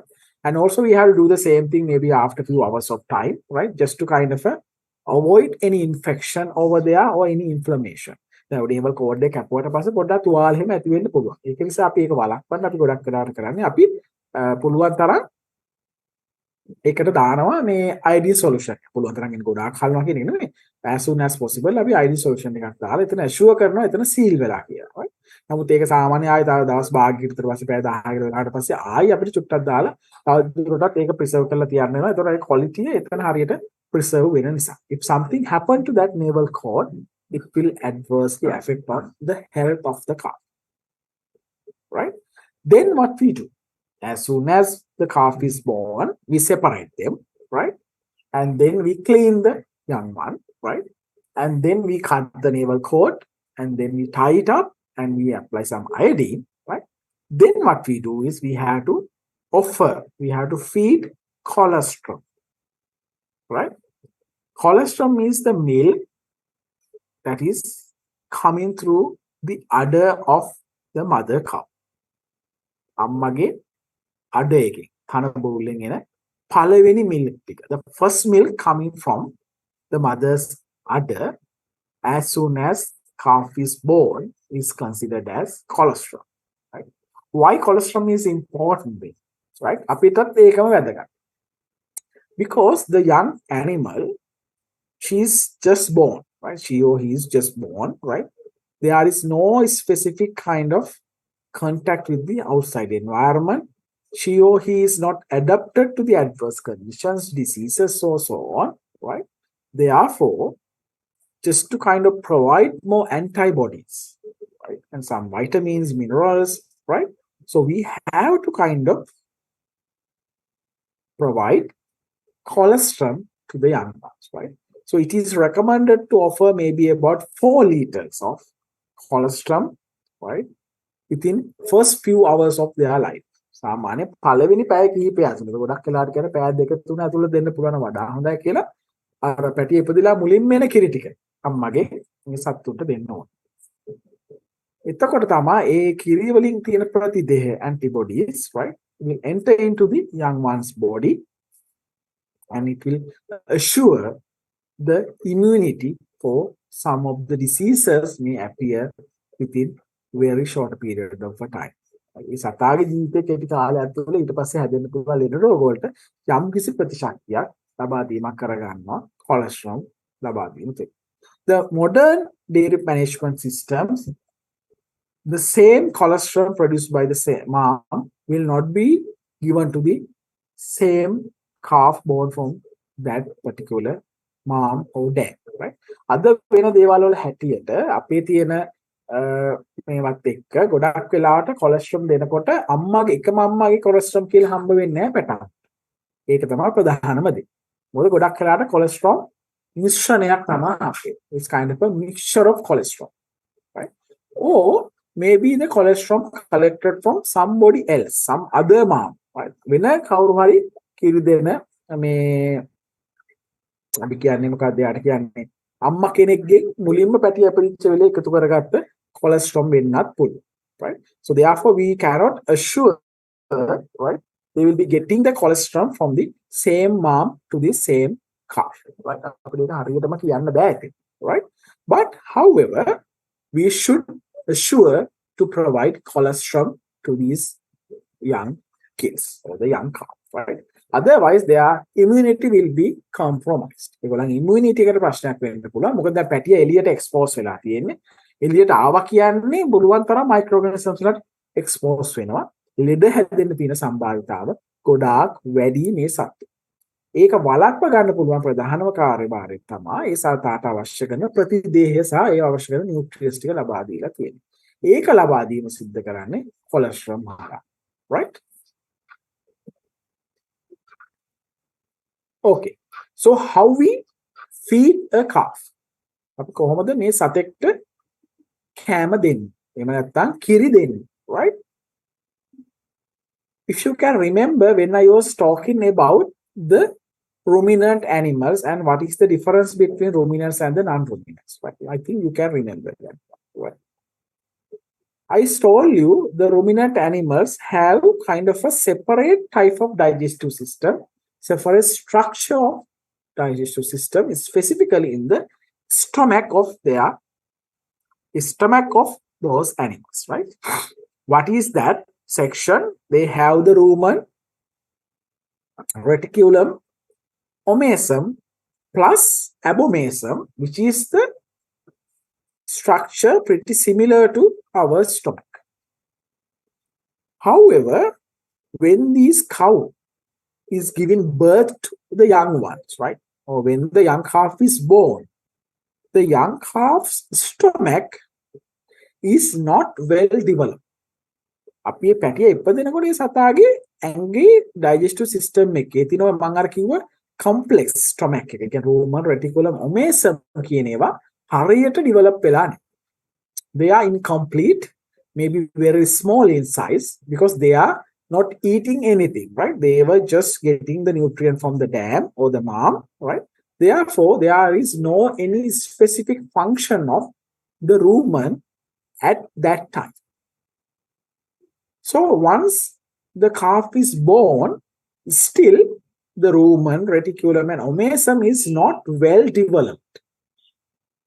Therefore, these animals cannot consume any grass or straw or any hard plant-based material, right? ඒකයි පොඩි කාලේ මේ සත්තුන්ගේ රූමන් එක එහෙම හැදිලා නැහැ. හැදිලා කියන්නේ මේ ස්ට්‍රක්චර් එක පොඩි කම්පාර්ට්මන්ට් එකක් විදියට තියෙනවා. හැබැයි ඒක නෑ නිකන් අර තනකොළ කන්න පුළුවන් ලෙවල් එකට හැදි. Right? That's why we are usually offering milk to these young animals, right? Because at very young age, these animals, right? These young calves has our stomach, like a similar type of a stomach that is called abomasum, that is well developed. පොඩි සත්තුන්ගේ අපේ තියෙන ආමාශය වගේ කොටස අපි කියන්නේ abomasum එක කියලා. ඒක හොඳට develop වෙලා structure එක හොඳ ලස්සනට හැදිලා. Therefore, they can consume milk, right? But no any rough material or rough edges, right? Or no any grasses or no any other roughing or rough edges kind of can be consumed for these young calves because they are rumen, reticulum, and omasum are not well developed because those are the locations they can digest or break down cellulose, lignin-like hard fibrous material, right? Therefore, we have to provide milk, sufficient amount of fresh milk to these calves. So what they usually do is, as soon as the calf is born, during first few hours or first day, they will be providing colostrum, right? But in some countries, even in our country, maybe during first 2-3 days of time, they will be providing colostrum. But in some countries like America, United States of America, or USA, or maybe in European countries, or maybe in what we call Australia or New Zealand, they will only give about 4 to 6 liters of colostrum during the first day of their life, right? Thereafter, they will be offering only fresh milk, right? Because the colostrum is very expensive, which is very rare, because when they have lots of cows, right? So they need to preserve some amount of colostrum in storage condition. ගොඩක් වෙලාට ඒගොල්ලෝ කරන්නේ ඒවා Store කරලා තියාගන්න හදිස්සියරි අම්මා කෙනෙක්ගේ cholesterol ප්‍රමාණය අඩු වුණොත් එහෙම ඕන කෙනෙක් ප්‍රමාණයට හදලා තිබෙන්නේ නැත්නම් එහෙම ඒ වගේ හේතු නිසා ඒගොල්ලෝ කොලෙස්ටරෝල් දවස් 3-4ක් දෙන්නේ. පළවෙනි දවස් තමයි ගොඩක් වෙලාවට දෙන්නේ. පළවෙනි දවස් ගොඩක් වෙලාවට පළවෙනි දවස් අනිවාර්යෙන් දෙනවා. ඊට පස්සේ ඒගොල්ලෝ දෙන්නේ සාමාන්‍ය කිරි. Right? Then these calves have different phases, right? Different phases කියලා කියන්නේ during first day, okay, we are giving colostrum. And then we will be offering milk, right? In some countries, well-developed countries, they will be giving about 9 liters of milk per day. Right? But in our country, we will be giving maybe about 3 to 4 liters of milk per day, maybe which is the lowest minimal requirement for these animals. So then, the duration of milk feeding, which is about 5 to 6 weeks of time. The standard time is 5 to 6 weeks. සාමාන්‍යයෙන් කියන්නේ කිරි දෙන්න කියලා සති 5ක් 6ක් යනකම් තමයි. ඊට වැඩි දෙන්න කියන්නේ. Right? පුළුවන් නම් සති 4න් වගේ වුණා නවත්තන්න පුළුවන්. Right? So after that we call it weaning. Weaning means අපි කියන්නේ කිරි වරනවා කියලා. Then it's come the weaning period. During that weaning period, right? What they usually do is they stop giving milk to these young animals, right? Then they provide some roughages, some grasses, some concentrate, some paddy straw, some silage, right? Those things will be provided for these young animals, right? Or maybe they are not going to provide fresh milk to these animals. They will be offering milk replacer, like milk powder that we consume. These young calves, right, can consume a similar type of a product which is called milk replace. අපි අර කිරිපිටි බොනවා වගේ මුන්ටත් තියෙන කිරිපිටි. right? ඒ කිරිපිටි අපිට ඕන නම් මේගොල්ලන්ට දෙන්නත් පුළුවන්. right? After weaning, what happens? So we call it as post weaning stage. Post weaning කියන්නේ so now we stop completely giving milk to these young animals, right? And then we will completely offer these animals with hard materials, roughages, concentrate, or grasses, or silage, right? Hay, or whatever we are going to provide, right? So, එතකොට කවුරුහරි හිතන්න පුළුවන් පව් මේ සත්තුන්ට අපිට කීරි දෙන්න පුළුවන් නෑ දිකටම නොදී මේගොල්ලෝ නවත්තන්න කියලා, right? එහෙම එකක් නෑ මේ සත්තු. These animals are, we call them hard wired animals for or to become a ruminant. මේ සත්තු ඉපදෙනකොටම ruminant කෙනෙක් වෙන්න තමයි උපදින්නේ. So අපිට මිල්ක් විතරක් මේ සත්තුන්ට දීගෙන අපි මාස 6ක් අවුරුද්දක් විතර දිගටම කිරි දුන්නා කියලා මේ සත්තු හැදෙන්නේ. එහෙම වුණොත් එන්නේ මේ සත්තු එක තැනක් එනවා. ඒ තැනින් පස්සේ ඒගොල්ලන් කිරි කන්සියුම් කරා කියලා කිසිම තේරුමක් වෙන්නේ නැහැ. ඉතින් පස්සේ සත්තු මැරෙන්න පුළුවන්. Right? So that is kind of a nature. So there is no any sin. අපි කියන්නේ පවක් කරේ මොකක් කරේ එහෙම දෙයක් නැහැ මේ සත්තුන්ට කිරි දෙන එක නැවතුවා කියනවා. That is the betterment for these animal species or the animal feeds. මේගොල්ලන්ගේ සුබ සාධනය තමයි ඉතින් අපි කරන්නේ. එහෙම නැතුව අපි තරහකට පෙරේතකමකට එහෙම කරනවා. Right? Yes, of course we need to save some money because we can save some milk, we can earn more money, but still most of the farms offer a significant amount of milk to these young animals, right? So then after some time, maybe 5 to 6 weeks of time, they will be kind of stopping, completely weaning these animals of offering milk. Maybe daily offering quota will be stopped or will be prevented, right? අපි දවසකට දෙන quota එක. ඒ කියන්නේ 4ද 6ද ඒක සම්පූර්ණයෙන්ම නවත්ත. Okay, we will see how to feed this kind of a colostrum, right? කොහොමද අපි මේ සත්තුන්ට colostrum දෙන්නේ කියලා, right? So during first day we are going to offer colostrum, right? There are some bottles, right? They have designed some bottles just to kind of use to offer colostrum to the animals. Even for the milk feeding, we have plastic bottle, right? So basically during the first day, we will be offering colostrum. So the volume, what is the volume of colostrum that we should offer to these animals, right? At the initial level, if you kind of clearly measure, birth weight of a young calf is about maybe 40 kilograms in body weight. සාමාන්‍ය kilo 40ක් විතර වගේ තමයි බර වෙන්නේ සතෙක් උපදිනවා. So then you calculate about the 10% of that weight, which means about 4%. So 4%. So then what you have to do is you have to offer colostrum about 4% of their initial body weight or birth weight of this animal. ඒ කියන්නේ litre 40ක් වගේ kilo 40ක් වගේ නා litre 4ක් විතර වගේ ආසන්න වශයෙන් ඒ සතාට දෙන්න ඕනේ colostrum, right? Young ones, so maybe at the initial level, so we will be feeding these animals at least twice per day, right? But we let the calf to drink the milk we do not or we never force them. අපි ඒගොල්ලන්ට force කරන්න හොඳ නැහැ. ඒ කියන්නේ කාෆ්ට බොන්න අවස්ථාව දෙනවා. හැබැයි අපි ඒක force කරන්නේ නැහැ මේ සතාට මේක අනිවාර්යෙන්ම බොන්න කියන. Right? Sometimes they are not able to drink whatever the given quota within the given time period, right? අපි සාමාන්‍යයෙන් offer කරන වෙලාවට ඒ සතාට ඒක බී ගන්න බැරි වෙන්න පුළුවන්. During such situations, what we do is we can divide that volume into separate portions, right? Separate portions වලට කඩලා අපි 3-4 පාරකට offer කරනවා. So then we offer maybe in 3-4 times within the day, right? So what happens if we offer too much of milk or too much of colostrum to the animal, right? What happens is it will tend to accumulate inside the rumen or underdeveloped rumen of this animal.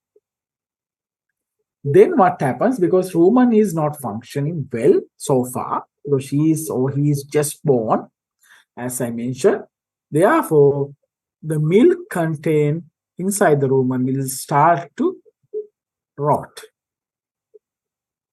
එම rot වෙන්න පටන් ගත්තොත් මොකද වෙන්නේ? The animal will show some diarrhea condition or production losses at the end of the day. ඒගොල්ලන්ගේ diarrhea පෙන්නන්න පුළුවන්, production losses එකක් එන්න පුළුවන්. අන්න ඒ වගේ ප්‍රශ්න ගොඩාක් එන්න පුළුවන්.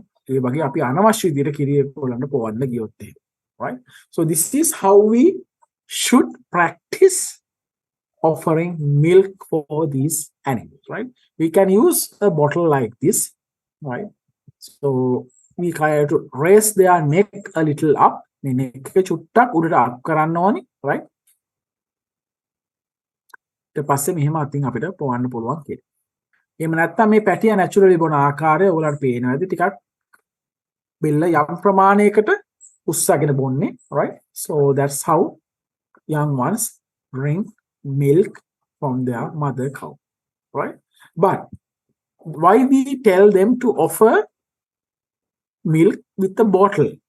What's the main reason, right? That is just to, if we milk or if we feed milk in this position, this will facilitate, right, direction of milk through their mouth directly to the stomach or abomasum of the animal. අපි කියනවා abomasum අපේ තියෙන stomach එකට directlyම move කරන්න chance එක හම්බෙනවා. But if we kind of try to feed through a bucket, what happens? Then most of the time, a huge or larger volume of milk will try to enter into the room. බාල්දියකින් වගේ පොවනකොට මොකද බෙල්ල පහළට තියෙනවා. ඔළුව හිස පහළට තියෙනවා. එතකොට පොඩි chance එකක් තියෙනවා රූමන් එක ඇතුළට වැඩිපුර යන්න කියලා. එහෙම වුණොත් අර මම ඉස්සෙල්ලා කිව්වා වගේ රූමන් එක තාම හරියට ඩෙවලොප් වෙලා නැහැ මේ සත්තුන්ගේ. ඒක නිසා අනවශ්‍ය දෙ කිරි ඇකියුමුලේට් වෙලා ඒක ඇතුලේ කිරි කුණු වෙන්න පටන් ගන්න පුළුවන්. පොඩි පොඩි මයික්‍රෝ ඔර්ගනිසම්ස් ලගේ ක්‍රියාකාරීත්වයක් එක්ක. එහෙම වුණොත් ඒක ඇතුලේ ටිකක් ඇකියුමුලේට් වුණොත් එහෙම සතාට ඩයරියා එහෙම නැත්නම් වෙන uncomfortable incidents වලට ඒ සතාට මුහුණ දෙන්න වෙන්න පුළුවන්, right? Then what are the other types of feeds that we can offer in addition to milk, right? We call it as concentrate feed. අපි කියන්නේ සාන්ද්‍ර ආහාර. සාන්ද්‍ර ආහාර මොනවද දෙන්නේ? So basically what we can do is usually offer concentrate feed, සාන්ද්‍ර ආහාර, which should have kind of a higher protein level. සාමාන්‍ය protein ප්‍රතිශතය ටිකක් වැඩි වෙච්ච සාන්ද්‍ර ආහාර දෙනවා. මොකද සාම පැටව. මේ පැටව හොඳට හැදෙන්න ඕනේ. හොඳට වර්ග මේ කියන්නේ හොඳින් වැඩෙන්න ඕනේ අවසානයේදී, right? ඒක නිසා ඒ සත්තුන්ගේ අවශ්‍ය ප්‍රමාණයට කන ප්‍රමාණය බලලා we have to provide concentrate, right? Are we going to provide any roughages or forage like a paddy straw, silage, or maybe grasses, fodders, or any green leaves? Yes, of course, you can do that, right? No issues. But the thing is, as I mentioned earlier, the rumen is not well developed at the initial stage. The complex stomach එක තාම හරියටම හැදිලා නැහැ. මුල් අවස්ථාව නිසා, right? ඒක නිසා අපිට කරන්න පුළුවන් ප්‍රධාන දේ තමයි we let the animal drink only milk for several weeks. plus some concentrate. Concentrate කියන්නේ ටිකක් අර පැණි රස જાතියක්. සත්තු ටිකක් බැරි රාසයි කන්න. ඒක නිසා අපි ටිකක් ඒ වගේ දෙයක් දීලා තියෙනවා පොඩ පොඩ කන්න පුළුවන්. ගොඩාක් දෙන්නේ නැහැ. පොඩ ප්‍රමාණයක් කන්න පුළුවන් වෙන අපි සත්තුන්ට දීලා තියෙනවා. Right? However, foragers or green leaves or whatever things will be provided a little later. Maybe we will introduce them maybe after 5 or 6 weeks of time. Right? So that's what we usually do with these calves. Right? Then what about the water? Right? Water we have to provide ad libitum. Ad libitum means no any restriction. වතුර කියන දේ මේ සත්තුන්ට කිසිම අවස්ථාවක restrict කරන්න හොඳ. Should not be restricted. Should be available all the time in clean baskets. Clean baskets වලරි නැත්නම් clean අර ලොකු water tank වල හරි තියෙන්න ඕනේ සත්තුන්ට ඕන වෙලාවට ඒක බොන්න කිසිම limitation එකක් නැතුව. Right? So then weaning. Weaning means the kirivarana කියලා අපි කියන්නේ stop giving milk to these animals, right? We call it as withdrawal of milk or milk replacer feeding, and they are fully depend on the other types of feed. What are the other types of feed? Concentrate, roughages, right? Fodders, grasses, and so on. In general way, usually the farmers, even in Sri Lanka and even some other countries, they tend to wean or kirivaran, right, around 3 months of age, right? Maybe they are waiting for about 12 weeks, right? But as I mentioned, there are lots of research have been done, conducted, and still going on, just to recommend the best age for weaning process, right? So at the moment, the accepted level of weaning age is about 5 to 6 weeks. Right?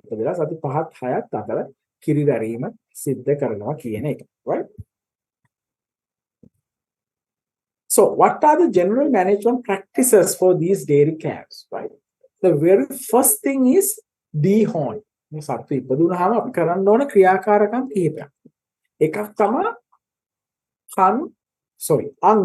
වල අපි කියන අං වල මුලින් තියෙන අර අං වල බඩ් එක, right? මේ බඩ් එක කපලා අයින් කරන්න, right? So what we are going to do is maybe during first 4 to 6 weeks of age, right?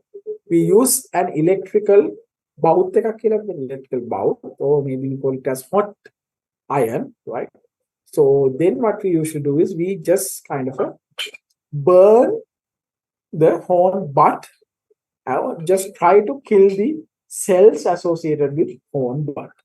So that's how we perform the dehorning with a hot iron, like this. We kind of heat it up with the fire, right? And then we will put it over here, right? So then it will facilitate the removal of horn butt, which will be highly effective.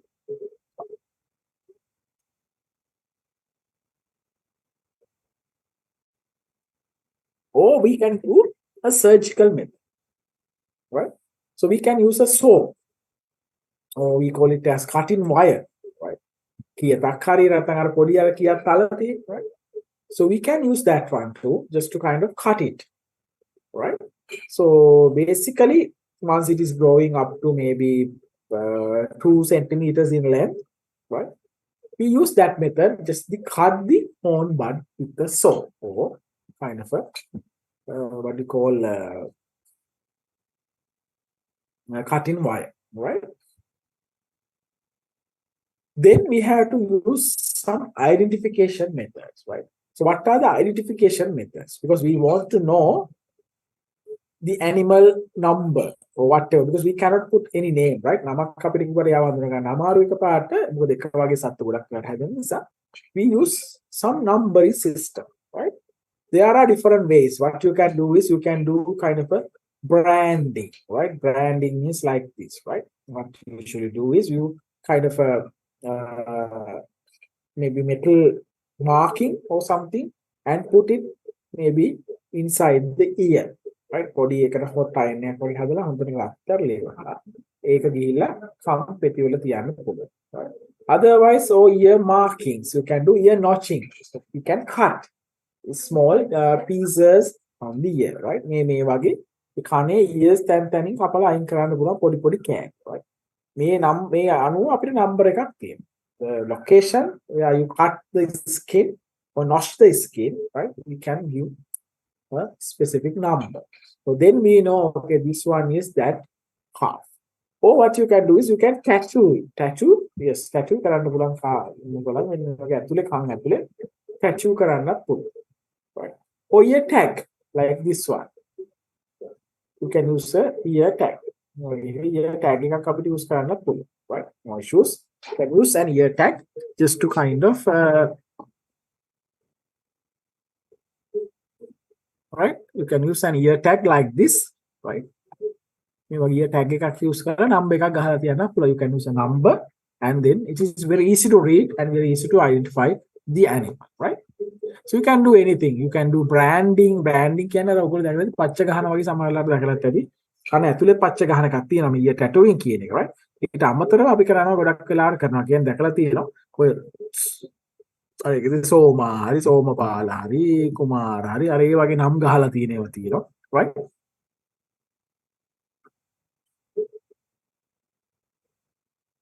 Right?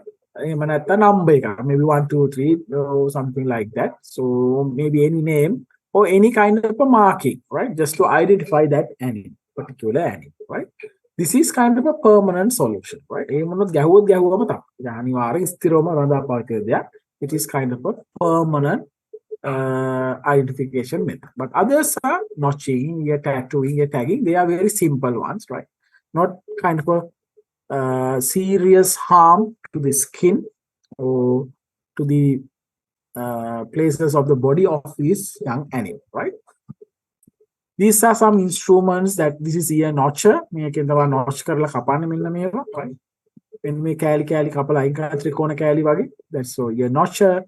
This is the ear tagger. Tagger can when we tag right? This tag, right? This tag, right? Then the tattoo. So you can select a number from here. So you have these numbers, right? Numbers, right? So then you can tattoo the animal, right? Like this.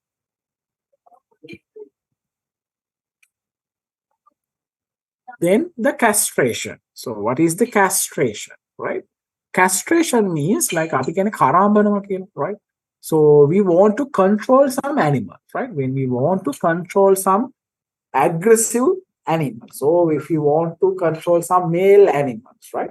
What we usually do, we want to control the reproduction rate within the farm. What we usually do is we have to practice a method called castration. Right?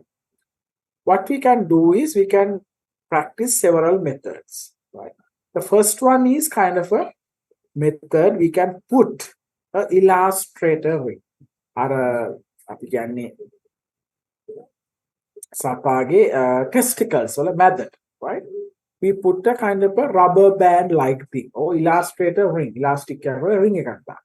So once it is put over here, so it will stop the blood circulation from testicle to the other part of the body. So eventually this will stop the reproduction of this animal, right? Or we can use Birdiso method, right? Or we can use crush current.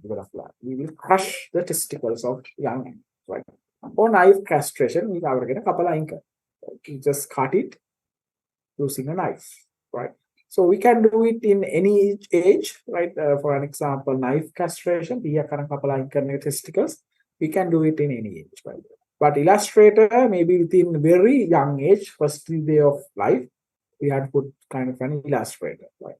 Birdiso method is also kind of a painful method, but we can perform within first month of their life, right? Reproduction control testicles function reproduction but still we can control that animal, and we can control whatever the other difficulties when we handle these aggressive main animals, right? So these are the castrators or the birds used by the farm management to kind of control, right? or practice this castration method, right? Okay, so what I can do is, now it's almost 12:45. Right? We can discuss.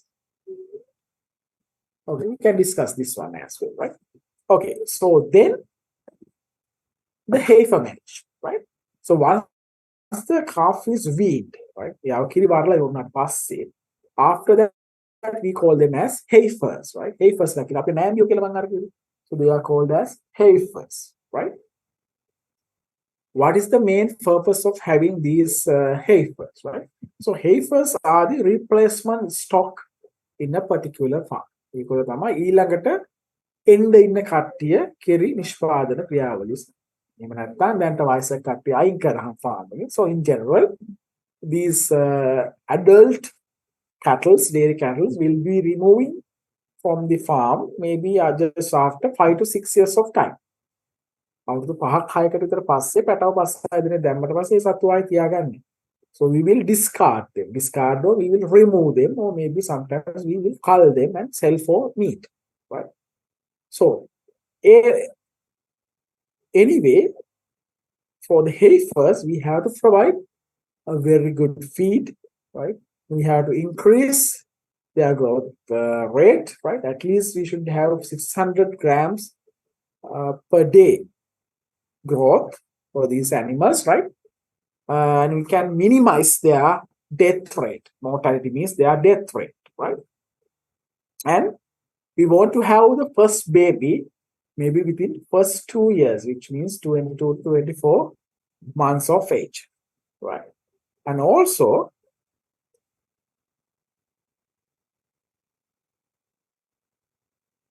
when we feed the animal, we have to assure that so the animals are reaching, these animals are reaching the targeted body weight at the end of the day, right?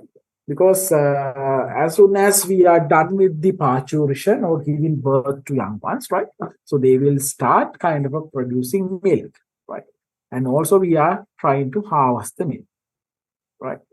So what we want to do is, during heifer management, is we have to have a kind of a feeding plan just to kind of ensure, right? Ensure these heifers reach their targeted body weight after a particular time period, right? අපි target කරලා තියෙන body weight එක මේ සතා මේ කාලෙදි බර මෙච්චරක් හැදෙනවා. මේ සතා මේ කාලෙදි මෙච්චර බරට ලං වෙන්න ඕනේ. ඉන්නේ ඔක්කොම ටාගට් එකට reach කරන්න අපි feeding හරියට manage කරන්න. So what are the things that we can feed? We can feed fresh forage, hay, silage, right? But it should be in high quality, right? And also, it is better if we can chop them, cut into small pieces and provide, rather than providing them as kind of a bulky feed. We can bulky is a process එකක් කරපු නැති feed එකක් දෙනවට වඩා හොඳයි පොඩි පොඩි කොටස් වලට කපලා ඒ සතුන්ට දෙනවා නම් ඒතර සතුන්ට කන්න ලේසයි ඒක තමයි preference එක. And also we will be providing some concentrate.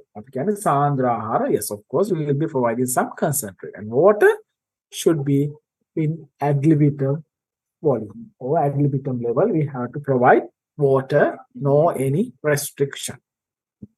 So what are the things that we have to consider? Because if we overfeed these animals, right? අපි වැඩිපුර මේ මිනිස්සුන්ට කන්න බොන්න දුන්නොත් මොකද වෙන්නේ? මේ සතුන්ට මොකද වෙන්නේ, right? So their obesity will increase. Obesity means they will have higher level of fat deposition and higher body size, larger body size, right? So that is not good, right? If their body is too obese or chubby, what happens is we will not be able to kind of practice the conception, right? Low conception rate. ඩිම්බ සහ ශුක්‍රාණු මෝචන වෙලා පැටියෙක් හම්බෙන්න තියෙන අවස්ථාව chances ගොඩාක් අඩුයි. And difficulty in carving. ගොඩාක් මහතයට පැටව හම්බ වෙනකොට ටිකක් අමාරු වෙනවා. මොකද ඇඟේ ඈත් වෙන්න තියෙන දෙකට ප්‍රමාණය අඩුයි, right? And also low in milk production. So therefore we should not be feeding more than the recommended level to these animals, right? So what happens? On the other hand, what happens if we underfed them, right? අපි මේ සතුන්ට අඩුවෙන් කන්න දුන්නා. Same result, which means low conception rate, difficulty in calving, and low yield of milk during the first lactation period. And also poor growth. එයාගේ හැදෙන ඇගේ ප්‍රමාණයත් අඩු වෙනවා. ඊට අමතරව එයාගේ ඇඟේ ඉන්න පැටියාගේ හැදෙන ප්‍රමාණයත් අඩු වෙනවා. Right? So this is kind of a very thin cow, right? Or heifer, right? So we are kind of a managed in a poor way, right? So body should be kind of a well developed, not over deposited with the fat, but it should be kind of an average sized body.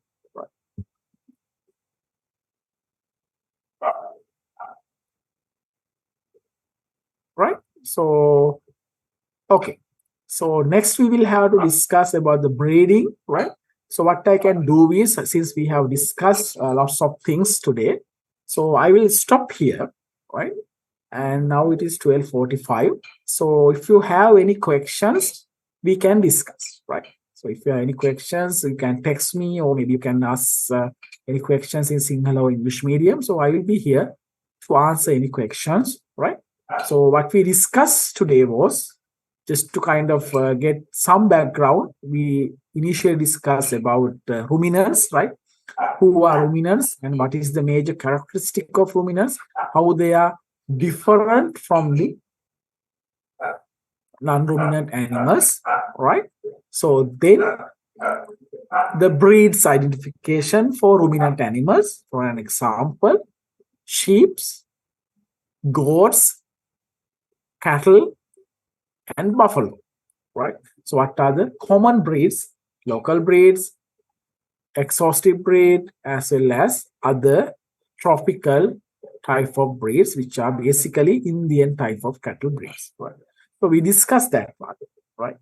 Then the calf management, how they are kind of managed in a proper way. So what are the type of feeds that we can offer, like colostrum feeding and concentrate feeding, water availability, right? Those factors we discussed. And then what is the meaning of weaning, right? The volume of milk, colostrum given to these animals, right? We discuss those factors, right? So later we discuss, or very kind of a few minutes ago, we finished about how to feed or manage, right, a heifer, an ambient, right? How we are going to manage such kind of a heifer, right? So what we are expecting, what we should feed them, right? The volume. Do we need to overfeed them or underfeed them? What would happen if we overfeed them or underfeed them, right? So those kind of things we already discussed, right? So what we can do is, so if you have any questions, so I will be here. So you can ask any questions. I think still there are about 46 students. I think almost 50 or 55 students joined today with a batch of maybe 200 or 210 something, right? I'm not sure why they are not logging to the system, but let's see, maybe tomorrow. But anyway, as I mentioned at the very beginning of the class, so I will be uploading the lecture notes, right? So you can go through them, and then we will see how it goes, right? But since the participation is a little bit low, what I can do is I will not be uploading the video recording, right? Because participation is a must rather than just kind of listening or watching the news, whatever the videos later, right? So I will upload the lecture notes so you can go through them. But if you have any questions, you can ask them during the class. Next week, we can discuss if you have any questions with the things that we covered this week. And next week, what we can do is we can again discuss if you have any questions with the sessions that I am going to cover, right? So I will be there maybe at least 30 minutes or maybe half an hour. So we can see whether there are any things to be clarified, right? So please let me know. I will be here. If you have any questions, you can text me, or maybe we can turn on the mic and you can ask any question, right? Sir, excuse me, sir. Yeah. How camel become wild animal? In the beginning. Recording stopped. I didn't get you. How? Camel becomes wild animal. So almost all the animals are wild. They are wild animals, right? So what we did, what we means like our ancient kind of our people did, they caught them from the jungle and they just brought it back to the uh, locations where they are living, right? Which call the domestication process, right? That's what we usually call domestication. So they were in the jungle and then they brought it back to the places where they are living, the humans are living, right? Then they started living with the humans. So that's what we mean by the domestication process. The camels are also like that, right? Yeah, of course, wild means not in the jungle, actually, right? Not in the jungle. They are kind of a basically living in the kind of a natural environment rather than having any influence from the humans. But now, time to time, but we can see in the Middle East or Middle Eastern countries, yes, of course, they are trying to domesticate those animals as well. ඒගොල්ලෝ දැන් අර try කරනවා ටික ටික domesticate කරලා ගන්න. So that's how they are kind of using those animals for the transportation or whatever, what do you call, any gaming purposes, right? Or in some cases meat purposes, of course, the milk, right? So but they are not like the cattle or goat or sheep, right? They are not living like that. So cattle, goats and sheep, they are totally depend on the human management, right? Ego then maybe almost 100%, they are under the human influence, right? They control what they want to eat, when they want to breed, or if they want to breed, right? Everything is controlled by the humans, right? Otherwise, the camels, they still have kind of a opportunity, right? They are not kind of a managed in a way that kind of a like they are not completely domesticated so far. So that's the main thing. So therefore, we still consider them as kind of a wild animal. That doesn't mean that they are living in the jungle, because they are living in the maybe deserts or whatever, wherever they are kind of highly populated, but they are not completely domesticated. So, but the cattle, for an example, Frisian cattle or Jersey cattle, Ayrshire cattle, if you go to any kind of a farm available here, so everything is controlled by the humans, right? What they want to eat, when they want to eat, and the amount of milk they drink, amount of feed they consume, everything is controlled by the humans, right? Even the breeding time, and also whatever the cleanings and housing types and everything is controlled by the humans, right? Thank you. Sir, then another. Yeah. There are some sheep like goats, right? When you yes, yeah, they are pretty. When you kind of, for an example, if you remove their fleece, right? Fleece means wools, right? You can go through and just see through the what you call different sources like maybe YouTube or maybe internet or Google it. You can find it out.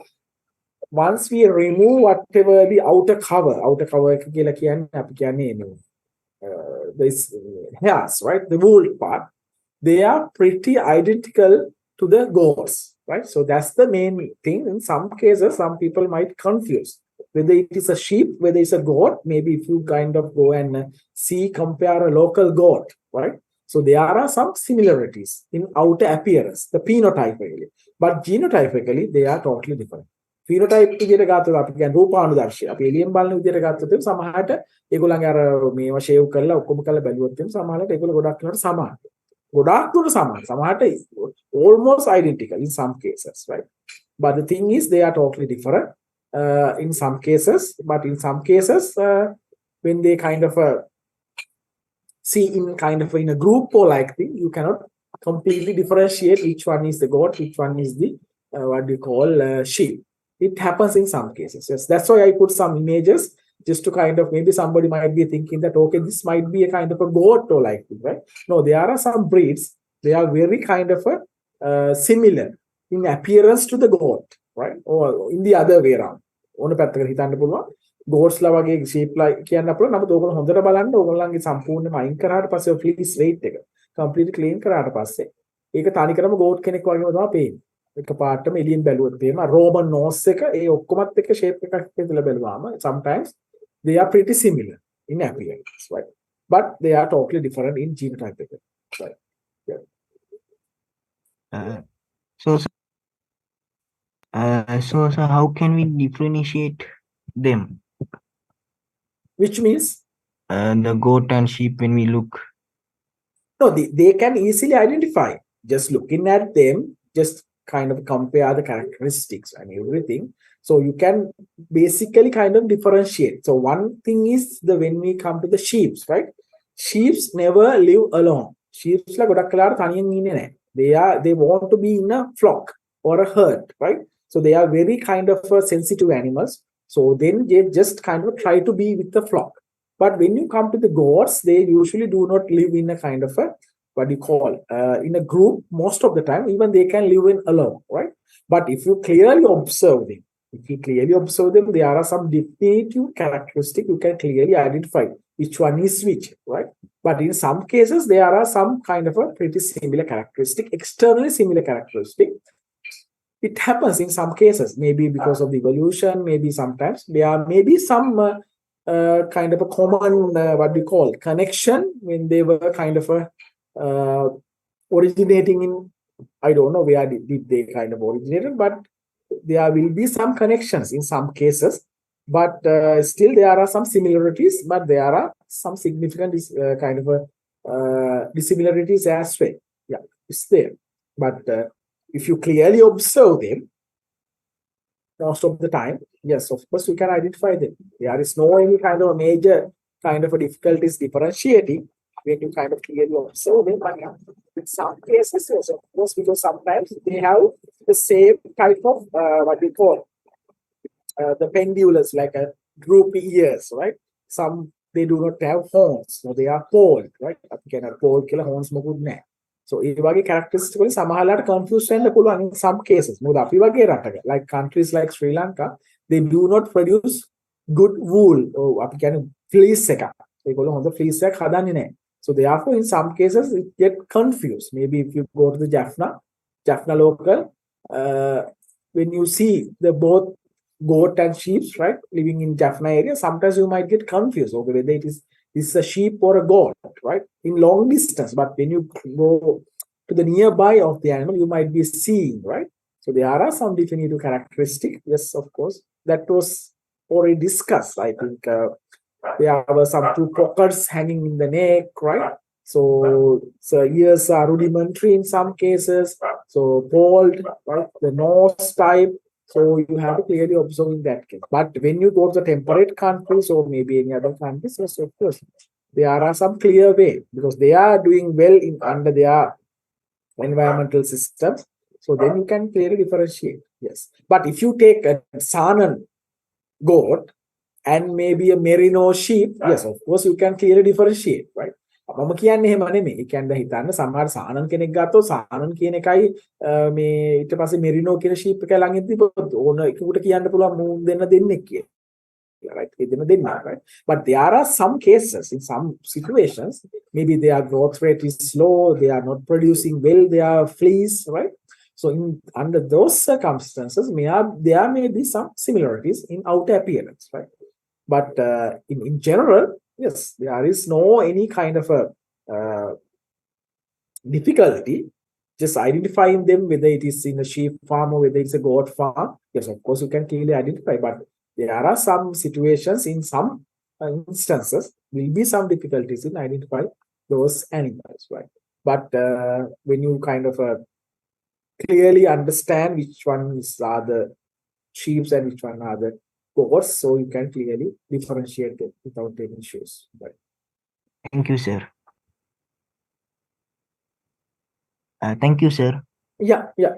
So if you have any other questions, so we can discuss, right? So this is not that much kind of a difficult subject. It's very kind of simple, but the thing is you have to remember the characteristics, who are the or at least some examples or major characteristics of sheep, goats, cattle, buffaloes. So what are the examples of Indian breeds, exotic breed, right? Local ones, right? What are the major characteristics, right? So you have to remember those things. And what is a ruminant animal? Why we call them as a ruminant, right? What's the difference between the monogastric animal or non-ruminant animal, right? So you have to remember. And why colostrum is feeding this. Even though I am talking about dairy calf here, the same thing is practiced for the sheep and goats as well, right? අපි කිරි පොවනකොට දැන් ඔය කොලස්ට්‍රෝම් feed කරන ඒවා අම්මගෙන් වෙන් කරන ඒවා සමහර ඒවා ගැන කතා කරන ගොඩාක් දේවල් අර රුමිනන්ට් ලා කිව්වහම කැටල් ලාගේ කතා කරන දේවල් ගෝට්ස් ලට අයිති ෂීප් ලට අයිති. Even though their body size is kind of different, the body volume is different, their digestive system and all the other physiological aspects are more or less similar. Right? ඒක නිසා චුට්ටක් ඒක ගැන හිතන්න එපා ඩේරි කාෆ් ලාගේම විතරයි මේක වෙන්නේ නැහැ. ඔය රුමිනට් ලා කිව්වම ඒ රුමිනට් ලා කියන හැමෝගෙම වෙන්නේ එකම පැටර්න් එකට තමයි අනිත් ලක්ෂණ. Right?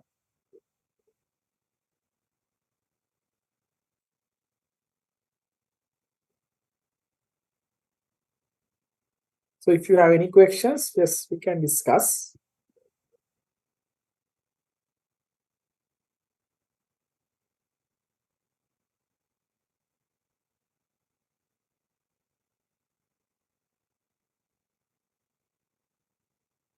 I will upload actually the what we call the lecture notes maybe by today evening.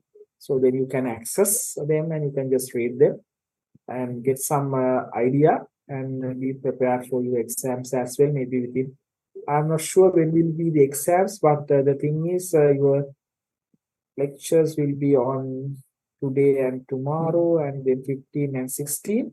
Hopefully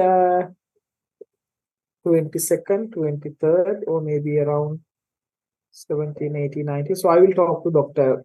Shashi, the course coordinator or the program coordinator, and we will discuss. And hopefully by the third week of December, we will have the exam as well, right?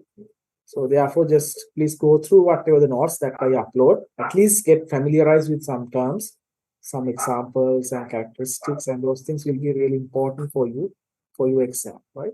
The exam type will be pretty similar to what we had, right? So next week we will be discussing some examples or some questions and those kind of things. So we can kind of discuss what to expect for the exam next week. Yeah.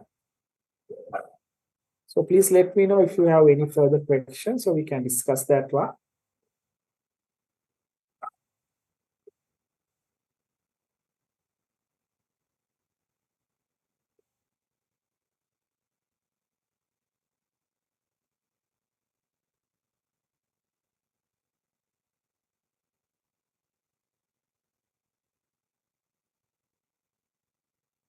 If you do not have any other questions or anything to clarify, so what we can do is I will stop for the day, right? And then we will meet next week. And thank you for participating and hopefully have a very good weekend and the rest of the day. And let's meet next week. So I will upload the lecture notes maybe by tonight, right? To the LMS so you can access them, right? Okay, then thank you very much. If you do not have any questions, and if you have any questions, please bring it to the next class. We will discuss them during the class, right? Thank you, sir. Okay.